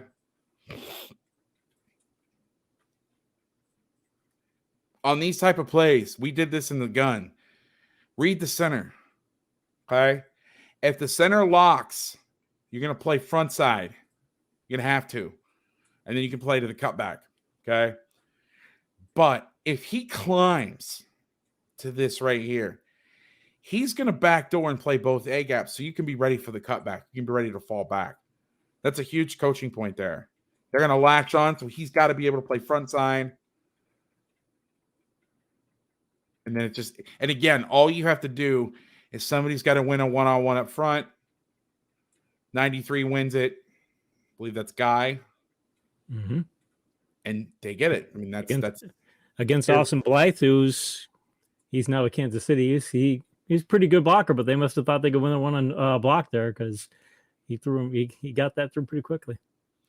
So you got the rotation in the backers. This is where this can get a little hairy. And this is sometimes now I was going to say my educated guess was when they brought the backup safety in. I don't know this. This is a total guess on my part. When they lost Chung and they were getting Rhino, instead of having this inexperienced safety who didn't get all the reps in practice. This is a guess. I don't know this to be certain. Okay. So nobody come at me and be like, well, actually, what I'm guessing is once they lost Chung, they said, okay, because they ran it sometimes when he's in the game.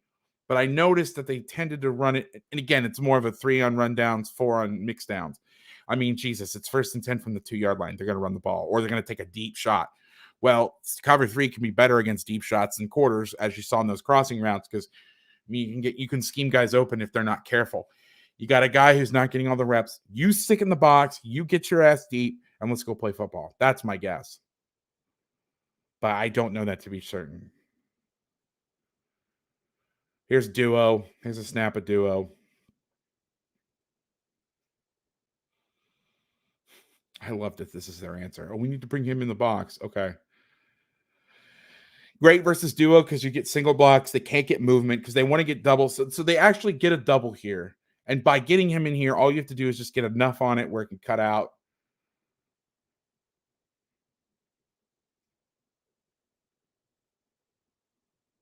This is where quarters is better. But again, you're having a receiver try to block Patrick Chung, and it may look cool on paper, but this is what's going to happen. I'm going to ragdoll your ass and go make the tackle. 5-yard gain, which I guess it's okay. It's respectable, but that's what happens. All right. Here are the Chargers. Okay. Same type of offense. This is tilt auto zone. So all auto zone is it is game plan. I'm not going to go back to the drawings. We already saw it.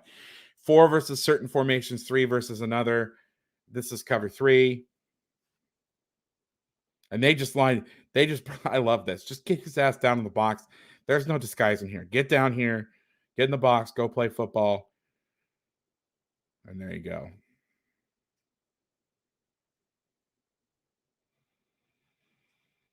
You want the backer away from the rotation.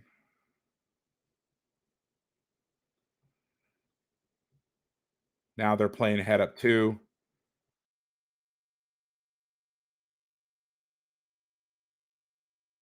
Head up 2 screws things up, especially if you're playing the shade backside, because he has to step out if this is the play. So now it's a harder block for this guy to cut off. This is where one of the times where I like G or shades instead of G's. The problem is G being a 2-eye inside the guard. The problem is that cutback, it's 6 one way, half dozen the other. That cutback lane is bigger. I mean, there's nowhere to run the ball. It's crazy. All right, this is all right. So they started checking rain, which is their empty check, because I guess they were getting into some of the stuff and running empty. And I think rain was, oh God, my friends are going to give me shit, but I think it was where they read the center and one guy blitzed and the other guy dropped. Okay. You want to know how to handle sliders, boot sliders with this guy coming back across? This is how you do it. Watch this guy right here.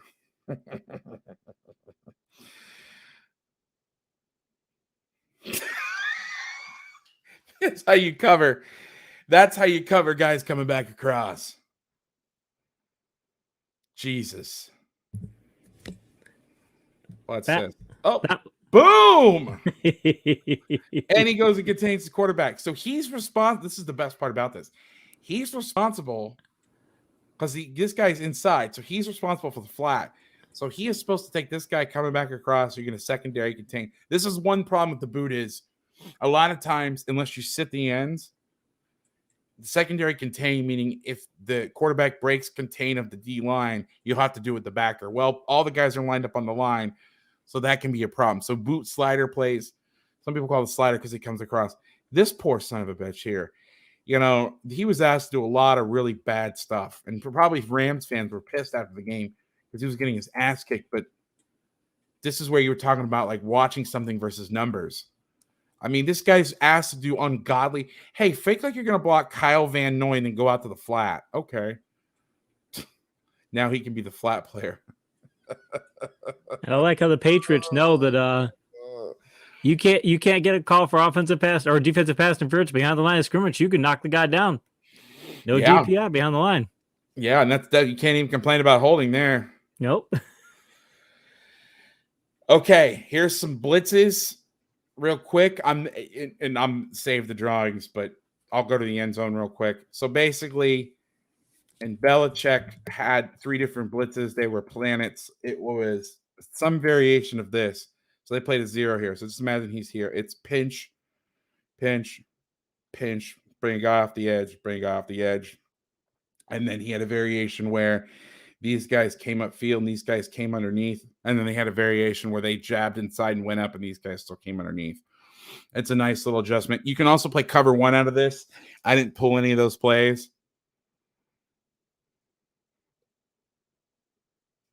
But, I mean, this is the 4th and 1, so they're blitzing. This is just fullback wedge or fullback belly. Get a yard. But that's really it's set up for that. You got both guys walked up on the line.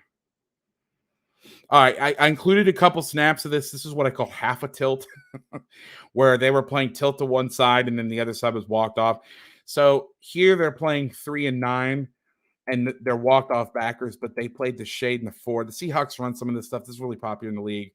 So they're running buzz, but instead of putting this guy in a 5 and this guy walked up outside of him and playing a 6-1 with this guy coming down, it's more of a 5-3. I included these plays. I felt bad because I talked about the Browns. We're going to watch the Browns. We're going to watch the Browns. And then I went, and for some reason, I thought it had a more outsized effect on the game plan. And then I went back and went, oh, shit.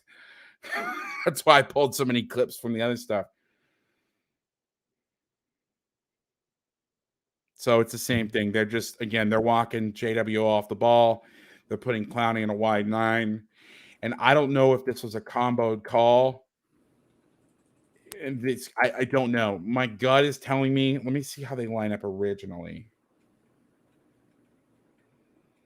No, it's pretty straight off the bat. Because I was thinking maybe because he was off the ball, they lined up like this so they could get him like better pass coverage or more.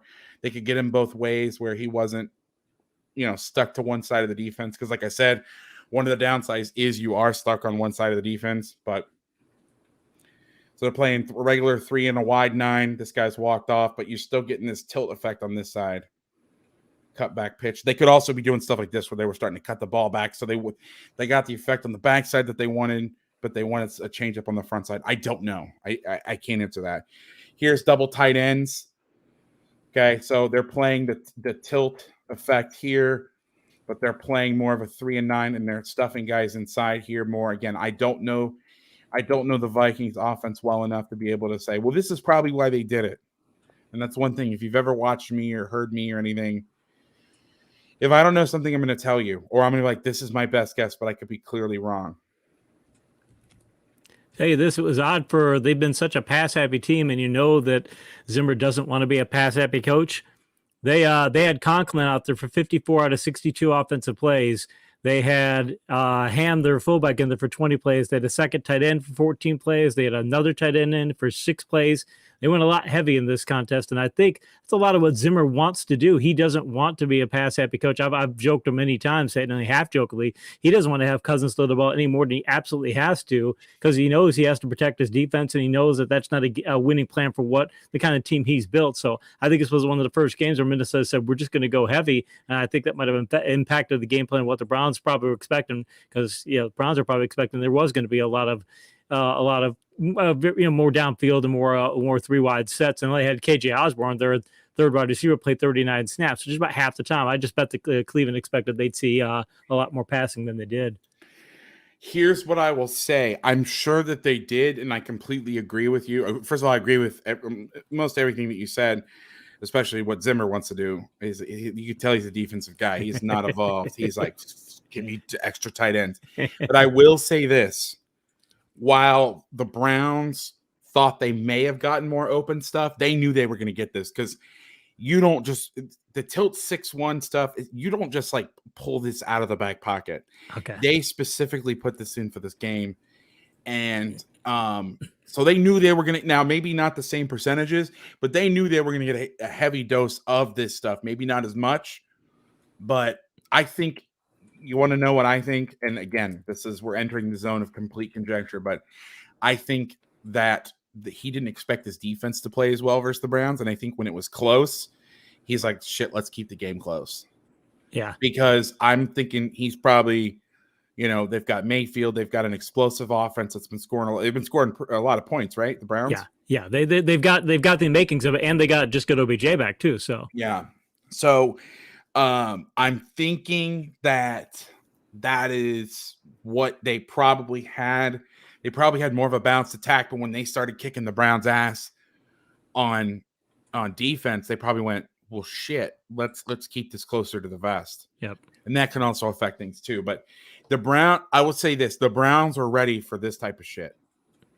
The Browns play this type of front, is the idea there to try to spill so you can give your backers more time to get to Cook and Madison, or is that the primary idea of this kind of defense?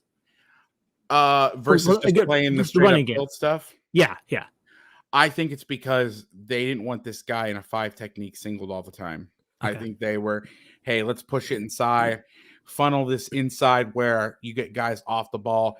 Also, this Cook is a great cutback runner. So that's one of the things that scares me about the tilt stuff is, like I said, the cutback. If you clear lane 1, now to clear it, it's hard to do. But if you do it, it's like cover 0. Like in the sense that you don't have a lot of, with quarters, you have those safeties, but when you're getting the buzz stuff, if you can cut that thing back, saw them in half, you can get some yards. It's hard, but it can be done. So that's where I think that some of that was the thinking. But again, I don't. This all get me guessing. Now here's a 20. Well, actually, I don't know if this game is correct because I did these down and distances. I pulled the plays and then did the down and distances, so it auto populates.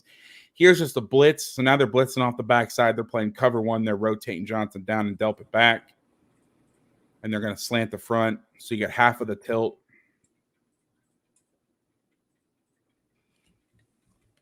What the hell was that? He did catch that. Jesus. When that ball came out of his hands the first time I saw it, I was like, what the hell is that? Because it's just so awkward from that angle. Great catch. God, he's good. All right. And that's it. That's all that I have for the film. So I'm going to take some questions. If anybody has anything, I'd love to hear from you guys.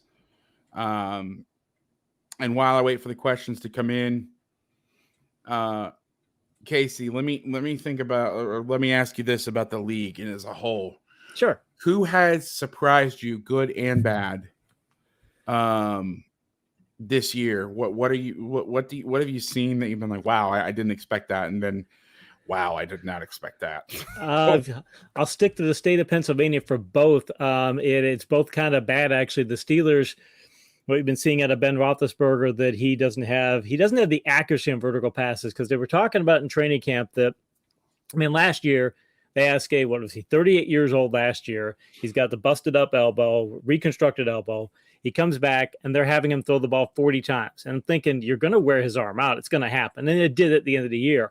And people were saying, you see the beat reporters, and they're saying, look, in practice and in training camp, he looks like his arm is healthy and it's lively and he's throwing vertical passes. It's obvious right now that he's not accurate on those vertical passes. And I'm amazed that the Steelers have a first-year offensive line coach, and you can tell their offensive line you could tell it's a first-year offensive line coach who's struggling to coach these players who have not, most of them have played together. I think of 4 new starters in their offensive line. They've got an entirely new group. You can tell they've got problems, and they can't power run the ball like they want to, and their defense is obviously struggling because they don't have pass rushers. But what's really thrown me off is I cover the Eagles for the Philadelphia Inquirer. Oh boy. Yeah. I have some great friends who cover the Eagles, and I feel bad. Yeah. But anyway, I'm sorry. Go ahead. No, that's Gannon comes in there, and they were using the Schwartz one gap, get up the field defense and disrupting plays. And I'll give you a quick metric here. I have a metric called good blocking yards per attempt. Actually, a whole good blocking series. It measures it measures if you get good run blocking or bad run blocking. Good run blocking plays tend to be 4 to 5 times more productive than bad run blocking plays. And the Eagles, what they were doing to Schwartz is a lot of one gap, get up the field defense. They wanted to just disrupt and get up there. So they'd always had these really strong, good blocking rates on defense. You wouldn't get many good blocking plays on them, but because they were so up the field and getting so one gap and getting so penetrating, if they didn't win the blocks, they would give up 10 yards per play on good blocking plays. And that's near the bottom of the league. In fact, they were ranked 29th or worse in 4 straight years. And Gannon has come in and said, hey, I want to run more 2 gap. I want to run more even fronts. I want to make sure that we're ready to get our linebackers there. You can tell their linebackers are not ready for this. You can tell that Fletcher Cox does not want to do this. He wants to be an up the field, one gap. I want to destroy the offense kind of player. And they're run defense has struggled because they got guys out of gaps. They're not reading their fronts well, and what they're trying to do as a defense isn't fitting their personnel. They still have this one gap personnel, and that's what they should do more of. But Gannon, understandably, doesn't want to do that. He's trying to get more consistent on defense, and I think it's also part of the reason it's causing problems in their secondary. I think they can't stop the run, and now people are just rushing them deep because they're playing this really basic 2-deep shell all the time, and teams are just obliterating them. And they're also, on a related note, trying to get into a lot of shootout games. They think that because they can even up the talent level because they can get in shootout games. They don't have the offense to get in shootout games. That's causing them problems.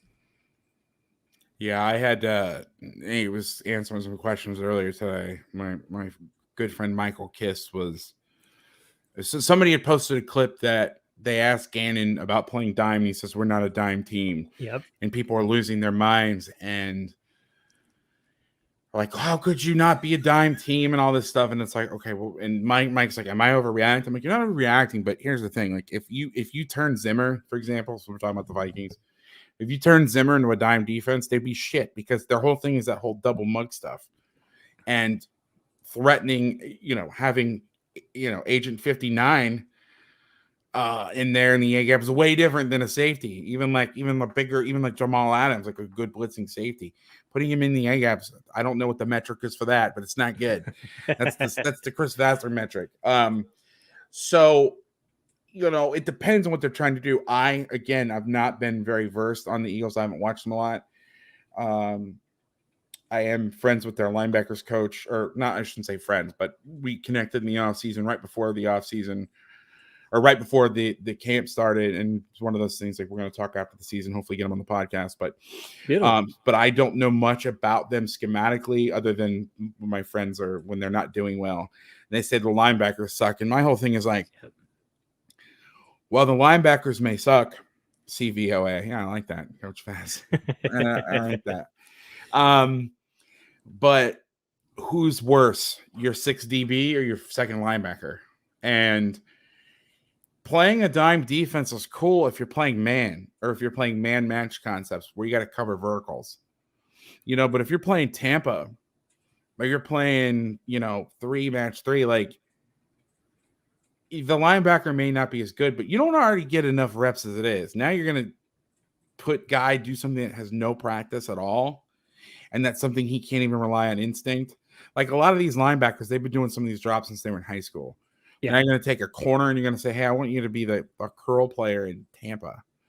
That's not easy. And so it's like one of these things. It's like, what do you do?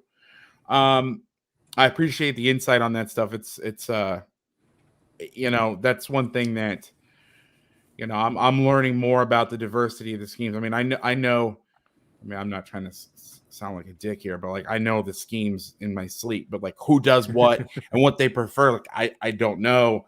It's going to take me some time to catch up. Like I said, I didn't watch the NFL for a while because of, just scheduling issues. Yeah. And last year I was so busy trying to get my life together with this house and everything. I saw some, but I was very distracted, but I have a very keen eye for it this year, and I'm excited to see some of it. Now, I had a question in the chat. What defensive scheme do I prefer? I know this is a debated topic. I am a man match type of guy, so you're going to see coverages that look like man on third down, but they're actually passing stuff off, a lot of like 2 deep stuff. I'm not a big zone drop guy. And early downs, I mean, the defense that I ran in high school and that we ran in college, I don't know if it would translate well. I ran more 4-down stuff. I know the benefits of running the 3-down stuff. I think it's great. We mixed a lot of that stuff in. You see the Vikings, again, speaking of the Vikings, they're doing a lot of that stuff now that they hired Carl Scott from Alabama, and the first game of the year, they're running Saban's mint 4-mod stuff. The guy who's influencing the NFL more than anybody on defense is not Brandon Staley. It's Dave Aranda, the head coach of Baylor. Almost every team, and it comes down to Dave Aranda and Pete Jenkins. Pete Jenkins is a longtime D-line coach. He's worked out a lot. He gets guys ready for the draft. He helps out at LSU. His way of playing D-line has kind of swept the NFL. It's been in college forever. But this, Brandon Staley said in a press conference a gap and a half last year. I don't remember what. Everybody's like, what is that? And I laughed because it's your primary secondary where you're playing a gap, and then this is the gap that I have, but the ball's probably going to go here. Yeah. So I'm going to play this gap until the ball goes, and then I'm going to declare. But it was a buzzword. People didn't know what it meant, and so they just take it and ran with it. You brand shit, you name it something cool. You know how that goes. That's why the CVOA is going to be the new metric to.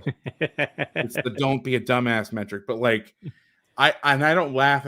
Listen, this is my world. This is what I've done for a long time. This is all I've focused on for a long, long time. So of course I know this stuff, and I don't want to be like some elitist jerk off that's like, oh, this is not a new play. This was something that was done in 1983.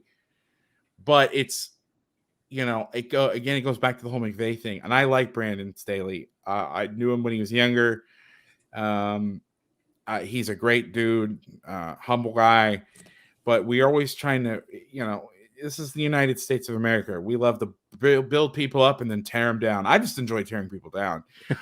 No, I'm definitely kidding on that. But like, it was like all of a sudden everything Brandon Staley does was gold, and it was the most fantastic thing of all time. And it's like, but then if he sucks, then it's, oh my God, he doesn't know what he's doing. But as Jordan Silvera mentions in the chat, Staley was running Saban stuff in college. He had a great mentor when he was a GA in Northern Illinois, Tom Matukowicz. That's actually how I met him. I was going to watch Tuke give a speech at AFCA, and he was there, and I always go talk to the GAs. You know, Fangio relied on the penny stuff, which I can maybe that's the next thing we'll do. We'll do the penny package. Where he's running the bear with quarters, he solved a big issue there. But you know, I remember, and I've told this story now 4 or 5 times, so I apologize to anybody who's heard it. But Robert Mays from The Athletic hit me up last year. He's like, "Hey, I'm interviewing Staley. Will you watch some film with me?" And I hadn't watched the defense at all, and so I just heard that he was kicking ass, and I knew that when he was with the Bears, like they had tabbed him to be like the next guy, the next big name. So like, sure, I'd love to. So we turn on the film, and I'm like, so like, what's he doing? What's the thing? He's like, well, they're showing too high every snap, and I was like, I'm sorry, what? They're doing what? And he's like, yeah, they're showing too high every snap. I'm like, and then, like, yeah, so does everybody else. What are we talking about? And then I started paying attention and looking around and going, oh, shit, you're right. But you know, he's done a good job. And of course, it's the NFL, so everybody's going to copy it. And then next offseason, all these guys are going to get together, and they're going to figure out a way to stop that. And then it'll come back to being cover 3. I mean, the NFL was cover 3 for how many years? You know, Buddy Ryan came in, then, you know, Jimmy Johnson, when he tried to, he brought the college defense, the Miami 4-3 to the NFL. Everybody laughed at him. Undersized guys. You're going to play this quarter shit. You know, and the Niners were doing it too. And then forever, that's all you saw. And then these matchups, the receivers got bigger and stronger, and they started putting them in the slot and getting more athletic guys on unathletic guys. Because quarters was great when it was Ronnie Lott, and that's Ronnie Lott was before quarters, but like Steve Atwater's covering Jay Novacek on verticals. Sure. There you go. There's a comparable reference. Okay, but now all of a sudden Steve Atwater has to cover Tyreek Hill by himself, not a winning business model. No. So Tampa 2, and I know again I've jumped ahead, but then Tampa 2 came in. Then people are like, well, we'll not put slots, we'll put really athletic tight ends in. So you run this shit, and then we'll run benders. Then Seattle exploded. Then everybody went to that, and it becomes what I call the Michael Keaton multiplicity effect. Is like the copy of the copy of the copy is always worse than the original, and it just keeps getting diluted and worse. Plus, it goes back to what Belichick is always talking about, like, if everybody's looking for a Mike that can run down the middle of the field, they become more expensive. Like when Tampa 2 is, everybody wanted an Urlacher there's not many Urlachers, but a guy that could be the middle runner. Yeah. Yeah. So Belichick's like, well, I'm going to go play 2-gap defense and find guys that nobody else wants because they wanted the 1-gap guys getting a field. Then everybody's like, off-ball linebackers suck. We don't need them. They're out of football. So what does he do? He goes and stocks up on off-ball linebackers, and his D linemen are guys who I can't even name, and I've studied them. I'm like, 71, right? And then I hear Mina's voice being like, learn their names. But, you know, it's one of those things that goes in cycles. But anyway, I won't really get into I had a question about the Tampa stuff. That's a whole nother discussion. Real quick. So I'll just draw this real fast, and then I'll answer one more question. Then we're going to be out of here. Because I'm putting a hard stop at 2 hours because a couple of weeks ago, I did a call with somebody. It was like supposed to be 15 minutes, and 2.5 hours later, we're like still rolling. And I can't give it all away on the first go. All right, so Tampa. So traditional Tampa 2 defense, right? So I'm going to call him the Mike. We'll call him the Sam just to clear it up. So Tampa 2 defense, because I mentioned on the podcast about Tampa 2. Okay, it's starting to come back, but it's in non-traditional ways. All right, so let's talk about the Chiefs. Okay, actually, well, let's start here. So Tampa 2 was corners have. Is my screen shared?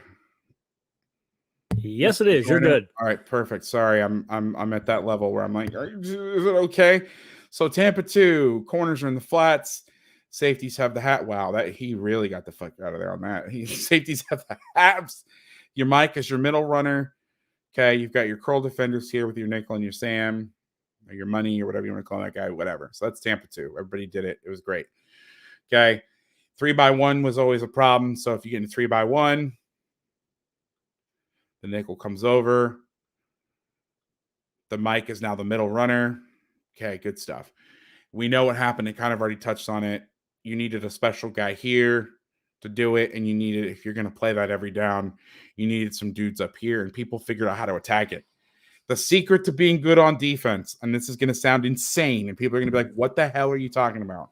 Here is the secret to, anyone knows what is that app or that web page? Thanks. Oh, what I'm using, it's just Huddle and StreamYard. The secret to playing good defense is to have a defense that's good, but not too good. Okay? You want to fly under the radar, because here's what happens. Like a couple years ago, we busted out the tight front in the state game. Saved our ass. And I thought, I told the story many times, but I'm like, this defense is stupid when it's first showed to me. Then we get the biggest game of my life, and I'm like, hey, what was that really stupid defense I asked you about 6 months ago? It shows you how smart I am. And that offseason, I'm like, we're going to, Bama calls it mini tight. It comes from the Iran stuff. Tight. We're going to tight. We're going to do tight front. We're going to have a tight package. Well, the problem is everybody found it, and information travels really fast these days. Sorry. I feel responsible for some of that. And everybody had their type beaters already. Like, I didn't even get a year out of them. Like, what the hell, man? Like, I didn't get a year out of this. But so that's the thing, is everybody's going to do this stuff. And so it's going to be, it goes cyclical. Everybody figures it out. All right. So this was Tampa. So the problem was you had to have a really great front four. It's the same thing as Seattle. You need to sit in over cover 3 every snap and be really good. You need to have freak players. Well, the problem is, if you're investing all your money up front, this goes back to resource allocation. Okay. If you're investing all your money up front, and if you're more interested in talking about how to construct the roster and how scheme ties into how you build your roster, check out the Mina Kimes episode I did back in July. If you go to my Twitter at Coach Fast, this is the first plug I'm doing. At Coach Fast on Twitter, it's the pinned tweet. I think we could talk about this, but you invest all your money up here. You got zone corners, and now the answer is to play tight man match coverage. Well, you're kind of screwed. That's the problem with Tampa too, is you need big physical corners that aren't necessarily great in man. Well, if you're going to get big physical corners that can play zone and man, they're going to cost you a lot of money. Yes. That's why Belichick just plays man. He gets a shitload of really fast cats at bargain prices, and then he just gets a stable of them and covers the shit out of people and calls it a day. Anyway, so Tampa 2 became hard to sustain as an iteration of itself. Now, I talked about on the podcast with the Chiefs what the Chiefs do. Okay, they use the honey badger and certain personnel groups. Talked about this with Robert Mays on the Athletic podcast. So in the nickel, I believe honey badger is the strong safety, and dime, he is the dime backer, this money guy. So it changes the look. So what the Chiefs do is this: non-traditional Tampa. Dean Pease runs creepers. Okay, so I'll tease this out. Maybe this will be the next episode. And I'll start creating a poll where, like, people can choose what game I watch. Although I don't like doing that, because the great thing about doing this and why I was excited to do this is because I was excited to talk about it. Like, I wasn't stuck doing some bullshit like game I didn't want to watch. Right. You know what I mean? So like, it's hard because I'll open it up as a poll, but I'm gonna rig the answers. I need to do like a silent poll where I'm just like when you have players vote for the captain of the team. Yeah. And it's completely rigged. P.S. It's rigged. So Jordan, he is the money and dime. He is the free safety, or he's the strong safety and nickel. So what the Chiefs did is they'll get in one high looks. So they'll get in. I'll show you the traditional Tampa. I'll show you what they call a creeper, and then I'm gonna say goodnight. All right. So what they'll do is they'll take their free safety, kind of like what the Vikings do. Spags does this. So they'll line up like this. This is Zimmer 101. Okay, now, the reason you don't see this in college is because most of the time this guy's flexed out or he's a receiver. So that's why the college guys prefer the single mug. I prefer the single mug. You want to get in a single mug like this if they're a man team or if they're a zone team, because you turn them into man. If they're used to sliding, if you do this, they're still going to slide. It has its merits. But you'll also need a stud here, and one of these guys has to be a stud to make this work. So they line up in one high, and they can run their entire scheme out of this, okay? What the Chiefs do, which I really like, is they change who the Tampa runner is. So they'll do stuff like this. They'll run his ass back to the half. Okay, huddle, I got it. I work for you. Relax. They'll run this guy back, and then this guy, I can't really circle with this. This guy right here is the Tampa dropper, and then they'll buzz him out to the curl. He'll be the other curl defender, and he'll be the middle of the field guy. You can also invert this, so you can go halves, and then he'll play the flat, and then he'll be the Tampa guy. And they have different ways to make different guy the Tampa guy. So the Tampa dropper can be one of a few people. It can be the Mike, which would just be Tampa. You can make the nickel the Tampa dropper. So, if you wanted to be in here, you could line up like this or whatever. Or, you could show like cover 0, like he's covering, and I'm making stuff up at this point. But this is just like, if you want to see some crazy shit, okay? You can line him up like it's 0 cross man, and then he's your Tampa dropper. He's your halves dropper. He's dropping out. And then you can do whatever you want on the backside. You can make the free safety your Tampa dropper. So if you go back to this, you could buzz him out, play the flat here, but, or half here, bring him back, do all this stuff, whatever. And they have ways to tag it. A lot of teams do. This is not just them. They'll tag it with all calls. That'll do this, and they're the first team I saw do it. I'm sure there's a million teams that do this, but this was the team I saw. What Dean Pease did that I love is if you don't have great pass rushers, you run your what they call creepers off of this, and then you run non-traditional Tampa stuff. So one thing that I picked up off of a coach who will remain nameless because he is a friend, and I don't want to do a friend like that, is you can see this like out of the tight front on the tight front world where you're lining up here.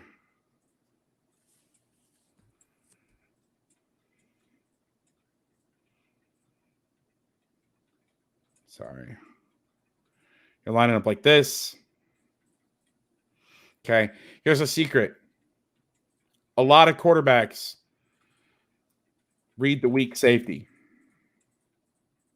Okay. So playing traditional coverages gives everything away. That's Fangio's whole thing. Is he's going to they're going to read this weak safety, and if you play the half, they're going to be able to tell everything off that. So Fangio makes some disguise. So here's one thing that you could do, okay?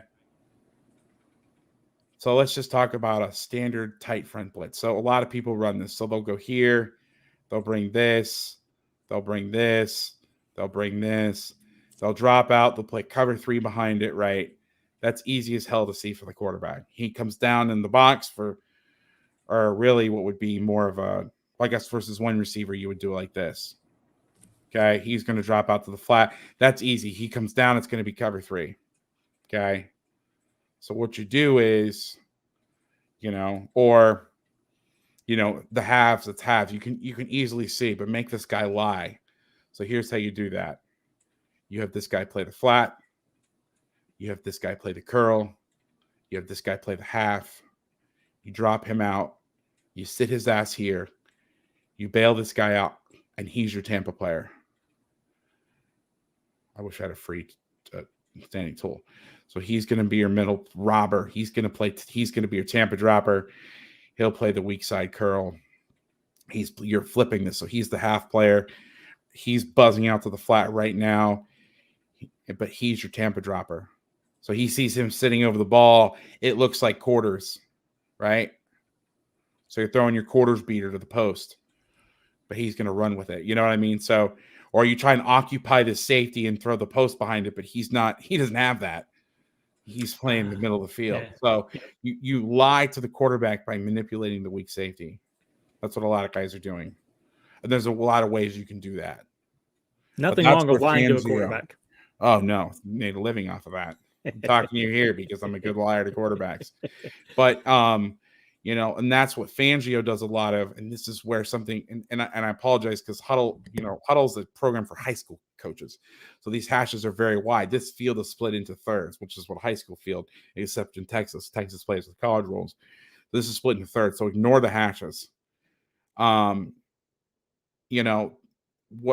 thing I've talked about this before, I promise this is the last thing. Most defenses, they run quarters, they run halves, so they run quarter, half. What Fangio and these cats do is they run half, quarter. Well, in high school, when the field's split into thirds, what is it, 17 3/4 yards across or some fraction. Well, now you're basically the safety's having to cover 34 to 36 yards if you're on a hash. On defense, though, you want to be on a hash because it cuts the offense in half. If you only have to defend 1/3 of the field this way and they're all shoved in the boundary, that makes life harder on the offense, easier on the defense. But in the NFL, the reason the hashes are so narrow is because there is no bench. So now they can attack both ways. But where this helps you is playing half, quarter, which is something that Fangio does a shitload of, and Staley does a shitload of, more than anybody else by a country mile. And that's how they attack offenses, because they're able to, like in high school, if you see a team that does this, ignore the letters. I know it's the X and that's the Z, but if you see a team that does this and you try to play halves over here, let's now factor in the boundary. Okay. Let's now factor in the boundary. This is a problem. This guy has to cover, if you're playing halves of the field, this guy would have to cover all this crap, all this space, or if it's 2x2, I mean, that's a lot of space to cover if you're not playing Tampa and running this guy down the middle of the field. Well, now, because you're not really on the hashes in the NFL, you can play halves of the passing strength and it's not a killer. So this is where the hashes being wide, or narrow rather, helps the defense. And that's if you want to play cover 2. And they're man matching this. And what do I mean by that is, if these guys go vertical, they're not just going to punch and sit and have this guy cover 2. Guys, cover 2. All right, I'm getting on my soapbox. This is the last thing. Cover 2 was not meant. In fact, I'm going to stop sharing my screen or I'll draw all night. Okay. Cover 2 is not meant to defend 2 receivers. It's meant to defend 1 receiver. People ran back in the late 70s. Monty Kiffin ran under quarter, half, and they played halves over the X receiver. It was not meant for 2 stand-up receivers.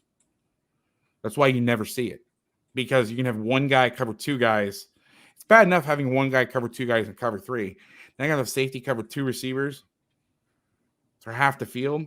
So you have to have the corner carry, which is why people play 2 read, or it's quarters. Corner carries 1, the safety stays more inside on 2. You have the corner stays short and the backer runs all the way down the field and safety gets really wide like trap. Or you get Tampa, where you keep both guys short, but now you have to run a guy down the middle of the field so that safety's really only covering 1/3 of the field. So how do you want to do it? Well, the Rams and those guys, how they do stuff is I guess it would be the Rams, but the Chargers, the Rams, the Fangio guys, how they'll do it is they'll run the nickel piece, that inside piece, down the field all the way. They keep going with it. Anyway, I'd also point out that for Staley, if you've got Aaron Donald in the offensive line, or you've got Derwin James in your secondary, you got a few guys, or Bosa on your defensive line, you got a few guys like that, and that can make any system look really well. Even Belichick says it's a player's game. People think that he's a great coach, and he's a fantastic coach, but he'll say, "Hey, you got to have the players," and taking nothing away from Staley because he does a fantastic job. I mean, look what they did on Monday night against the Raiders, but he's got a lot of good players too. He's been blessed with that, and I'm sure he'd be the first to say that. Yeah, and he did some stuff, and it's for another episode, but he did some stuff last year that,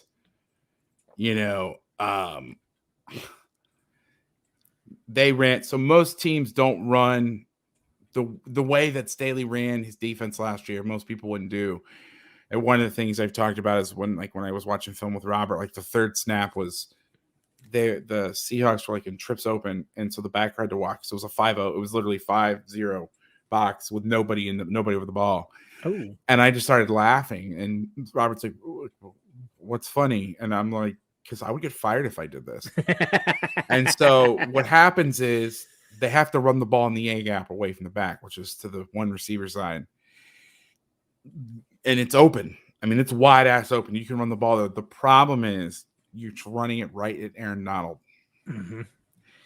And he's able to do the patented, nobody else does it but Brandon Staley, one gap and a half technique.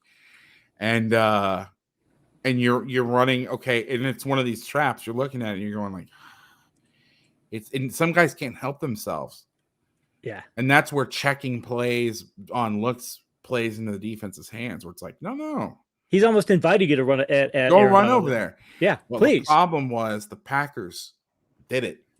Yeah. And because it's not even a matter of personnel, it's patience. My How favorite, because to say I'm going to do this over and over and over again, most people get itchy trigger finger, where they're like, I got to throw the ball. My favorite story, one of my favorite moments ever in coaching was we are 8-0. The team we're playing is 8-0. Palma High School, the offensive coordinator is Chris Dahlman, who played at Stanford, coached the Falcons. Yeah. I was my second year coaching, so it was like trying to match wits with a legend. And our quarterback like skipped school or something, and so he was out. We suspended him for the first quarter. It wasn't anything like he like but still for a couple periods. We had to bench. It wasn't like anything. Like it was a fair punishment. Yeah, but you're still short a quarterback. That's tough. So they're running the fly offense, and we actually. It was funny. I thought I would tell a joke in the middle of the game. It didn't work out for me very well. So we're on defense, and they're getting like, it's like they're not gashing us, but it's like 1st and 10, 2nd and 6, 3rd and 1, they get it. 1st and 10, 2nd and 5, 3rd and 3, they get it. They're going, but they're eating up clock. And the head coach was like, we need the ball back. We need the ball back. So I'm telling you the second half of the story first. And I look at Rich, I'm like, Rich, our quarterback's suspended. I'm just trying to help you out, man. And I thought he was going to kill me. I honestly, I thought, and he's, I've got about 7 or 8 inches on him, but I thought he was going to reach up and choke me. Not a great, and I was like smiled too, which made it worse. But before that, why he was like, give me the ball back was, so we had this kid, his nickname, a backup quarterback, Nick Mara, great guy, one of my favorite players, personality-wise, I've ever coached. But his nickname was Noodle. And it wasn't because he was fat. He really smart kid, but he I guess this is an old-timey term. Rick Rasnick, rest in peace, former Eastern Michigan head coach, Utah offensive coordinator, was the coordinator for San Jose State at 26 years old. He used to call me Coach because my nickname in high school, one of my nicknames was Meat Hooks, because I punched somebody one time and they were like, what was that? That was a punch. And I was like, and then I just deadened my arm and just slung and hit him. And like, the guy's like, oh, Jesus Christ, Meat Hooks. So it became a nickname. And so I guess Rick got a hold of that. And so he called me Coach Buggy Whips, which I guess Buggy Whips are the little things that you hit horses with. I didn't know. I'm like, what is this, 1924? So he called me Buggy Whips. Oh shit, my computer's freaking out. Oh no. See, we were good. We were all good, and everything was working fine. I don't know what's going on. So anyway, so Nick is like breakable. And so we're in the spread, running the area. This is 2008 in a league that is very much behind the times. And the defensive coordinator is a good friend of mine. I don't think he'll get upset with me saying this, but they were playing like country ass cover 3. Like they had the corners off at 9 yards and backing out of the stadium before the ball was snapped. They weren't playing match 3. It was country 3, 4-2 country 3, and we're in 2x2. And literally we ran hitch 8 plays in a row. Why not? It went right down the field, got to the goal line, and then we fumbled, and they got the ball. And they got the ball in the 1, and then that's when they started driving slowly down the field. David Fales was the quarterback. Really? Yeah, I got him. We got him that game, and then he paid me back 2 years later. I coached against him when he was at Monterey Peninsula College before he went to San Jose State. He can't still be in the league, is he? He may have had a little good career for himself. His brother was pretty good too, it was 2019 was his last year. Yeah, and Jordan, you're right. Take what you give you. But Rich was patient enough to do that. We ran the same play 8 snaps in a row and went right down the field. 8 snaps in a row. Not many people have that patience. What's Parcells say? If your fastball's getting him out, keep throwing it. Yeah, that's his take. Exactly. So, you also got to do. But most people don't have that in their DNA. And like when you play a a team like the Rams, and they're like, hey, just run the ball. And not only are you patient enough, but you're good enough. Because throwing a hitch against a corner who's off in 9 yards, that doesn't take much skill. No. I mean, in high school, especially when you're in high school and you're into the boundary and it's literally like a 9-yard throw. Yeah. 9 yards this way, 5 yards this way. But running the ball where, going back to doing 11 guys got to do their job, well, at least that box is to do their job, and hunt and pecking away. Because all you got to do is catch them once. And that was the thing with like the double wing when we used to play the shotgun double wing, that they would go, or shotgun double wing, under center double wing. There's an offense called the double wing. That's the high school offense that's really was seen in it was created in Southern California. Everybody says California is soft, but there's not anything tougher in football than the double wing. No. Foot to foot. And they don't even care about 3 yards in the cloud of dust. It's 2.5 because they're gonna go for it on every fourth down. And you knew you were going to get yards. So the whole point of the week when we would game plan was not just the game plan, but the kids not getting frustrated if they picked up a first down off a fourth down. Because most times if you have a drive where you give up 3 fourth downs in a row, you start to freak out emotionally, and then that's when they hit your ass. And we would sit there, and we would sit there, and we would sit there, and we would sit there. Because all you had to do is you had to win 1 first down. Yep. Because if you could get them in the 2nd and 10, it was over. And they would get first down, and they'd expect you to come up and start. And our kids all week, all we talked about was patience, which is hard when somebody's trying to cut the legs out from it, because it turns into a high-low because their splits are so tight. They're back blocking and trying to cut you on the backside, and it ended up being a high-low every snap. It's hard to tell a kid to be patient when you're getting the shit beat out of you. Yeah, and nobody talks about that. Well, not even chopped, but you're getting chopped and back blocked at the same time. Yeah. The chop block I can take, but when you're chopping at me and holding me up from the front side, F you. Yeah. So we would, every 4 or 5 plays, we would cut them, and then we'd get all pissed. I'm like, I don't like it, Myron, do you? We would have a play. They tried to run a sweep, and our front four just went boom, took them down, and the linebackers just like whoop, right over the top. But all you got to do is win 1 first down, and that's the whole thing. And if you got to be patient enough, but that's where the mind games come in. And it's hard enough to be patient when you're, in high school where nobody really gives a shit what you do besides a few like diehards. But it's a different story when it's on national television. Yeah. And you have Aaron Rodgers. It's a game of psychology too. Yeah. It's like, all right, you got the MVP. You got the MVP. He's going to want to throw it. He's going to check to a pass. And you have to have a quarterback that's also mature enough. Like, I don't know if Brett Favre was the quarterback in that game. I don't know if they win that game because eventually they're like, all right, I got to throw the ball. And that's what I really respect about guys like Manning and Brady and Rodgers.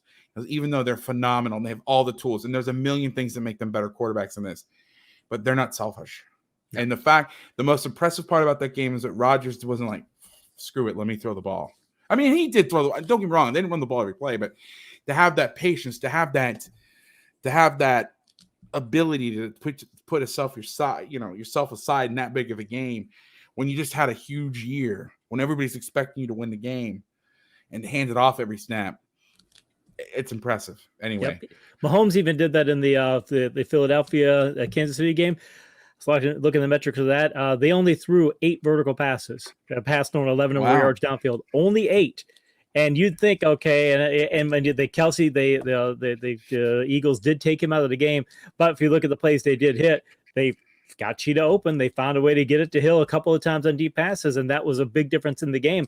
But they essentially said, hey, we think we're going to sit back in these 2 deep shells, and we're going to and you're eventually going to get impatient with it. And Mahomes said, no, I'm not. And plus, by the way, Kansas City at their offensive line, they've got the makings, talent-wise, one of the best offensive lines in the league. And I think, and if you watch them, they will run the ball a whole lot more because teams will invite them to do so. Say, we're going to sit back and play 2 deep, and you won't run the ball. And Andy Reid, back a few years ago, Andy Reid might have said, I'm going to get impatient with this, and I'm going to go and throw the ball because we're Andy Reid offense, and we're going to throw. Now, he doesn't care. That's why he'll go ahead and run the ball. If he's got to pound it down your throat, he'll do that, and tonight we'll pick our shots going vertical. And Mahomes is patient doing that too, so he's in that same group. I love the Chiefs, but I'm very biased because I'm friends with Mike Kafka, the quarterback's coach, and got to spend some time with him this summer at his house. And we went down to the basement and talked some football for a while, and I got to see I got to see all their trick plays that they have for this year. It was pretty cool. It was a pretty cool. That's all I'll say. I don't want to. I think they used one of them this past week. It didn't work. They wrote one of them. They did? Yeah. I gotta watch it. Yeah. Because he's like, hey, here's what we got for this year trick wise. And I was like, they have one play. I won't even tell you the play, but it has the best play name. If they run it and I asked Mike if it's okay, I'll tell you the name of it. But they ran it, I believe, it was in the first quarter of that game because they did the old Paul Brown, always run your trick plays first, that old Paul Brown rule. They did it, I believe, in the first quarter because the Eagles did what was it? Oh, I'd have to. I'll have to send it to you. I remember just looking at it. Oh, man. If you find it, don't obviously don't go out of your way. But if you come across it, I'd love to see it. I will look it up after we're done here because I know where it is. And he did something. And the Eagles, because they were sitting back, they expected him to get out of position. And the Eagles stayed. They stayed where they should. They stayed back, and it didn't beat him for a big play. But it's one of those where Reed's saying, "Hey, we're going to go ahead and do this." So I think it's one of many. Arrogance will get you beat quicker than anything, and that's what I love about guys like that. Is guys that. I always used to tell my guys, my coaches, I'm not married to the scheme. I'm married to winning, and whatever we need to do that is what we need to do. Like, I don't give a shit how we get it done. I mean, I certainly have preferences, but yeah, in the biggest game of my life, I did something that was, I'd said forever I would never do, like multiple things, enrolled it into one, because I knew in my heart that was the best answer for the problem we were facing. And that is a sign, and believe me, I didn't always do that. In fact, more often than not, I didn't. But I think that's the sign of a very, very mature player and coach, is to say, hey, listen, this is what's working. Ego's not, getting involved. Anyway, Casey, I said we had a hard stop at 10. We didn't do that. Appreciate the people still hanging out, especially my man Alvaro in Spain, who's up at 3:30 in the morning. It means a lot. I posted this on Twitter like 3 or 4 times. I didn't even announce this on the show. We'll see what the response is. I'm going to try to get a beat writer from, especially if it's guys, like if I cover the Eagles, having Kiss, if I cover the Pats, having Mark Schofield and other guys. I'm going to kind of open this up. I'm going to kind of take a temperature. Plus, I don't like announcing before the games because, going into this game, who thought we were going to say, oh, let's analyze the Browns defense, like going into this week. Yeah. You know what I mean? Like, I'll kind of take the temperature of the room, Sunday night, see who is good, who is bad. And maybe I'll show bad. Sometimes maybe it's bad stuff. But thanks for everybody hanging out. Jordan, thanks for all the questions and comments. And we'll kind of see, this format, I know it's long. I know it's not a nice, tidy 15, 20-minute video like people like, but I think this is where there's a lot of stuff like that. I like to go deeper and get really rich with it. And I appreciate you jumping on the grenade and being the first guy to come on here with literally no plan. I'm like, at 7:15, I'm like, all right, here's the link. It's going to be like, all I said was, it's going to be a shit show. Just come hang out and fill in some info when you can. And we'll see. I had really no plan. I drew those plays. I picked some clips, but I was like, you know what? I'm going to keep it casual. And I was looking for like a Twitch vibe where there you go. You're hanging out. We're watching some film instead of watching me play a video game or something. You're watching some film, kind of talking over it. If I fly solo one time, I'll get some music just low in the background, just so it's not a bunch of silence. Or get like you know what I'm going to do? You've been a good sidekick for this because you've been laughing at a lot of my stupid shit I'm saying. I'm going to go, you know what I'm going to do? I'm going to build a soundboard, like 80s sitcom soundboard when I'm by myself and be like, isn't that right? And then hit the button and then ha ha ha ha.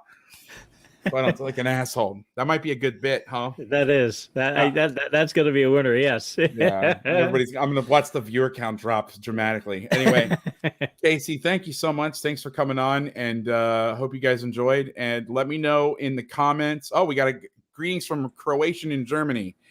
I love international fans. To be a Croatian, well, not to be a Croatian, but to be somebody in Germany, like for me, it's easy. You can turn on the TV and the shit's on.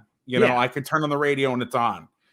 I love international audiences that they don't have the easy, especially coaches. Like I did a thing for a Brazilian team in I was about to say Brazilian team in Brazil. Jesus Christ. A women's team in Brazil. And, to be a football coach, American football coach in Brazil, it's not easy. You can't just go to the local Glacier clinic that comes to town. No. So love all the international people. This is my first time really doing any kind of large scale pro football thing. So let me know in the comments of the video if you hated it, if you liked it, any suggestions, guest suggestions of stuff to look at. And I'd be, maybe we'll make this an awesome. I was reading. Sometimes when I'll read something, I'll throw it in. So somebody said you were an awesome co-host. So the word awesome popped into my mind. You are awesome. Like we got good chemistry for the first time. For just like, this is the first time I've ever talked to you face to face. We've talked on Twitter many times. We DM'd on Twitter about Orlando and whatnot. But anyway, thanks for coming on. And I really appreciate you, my man. Appreciate it. Thank you.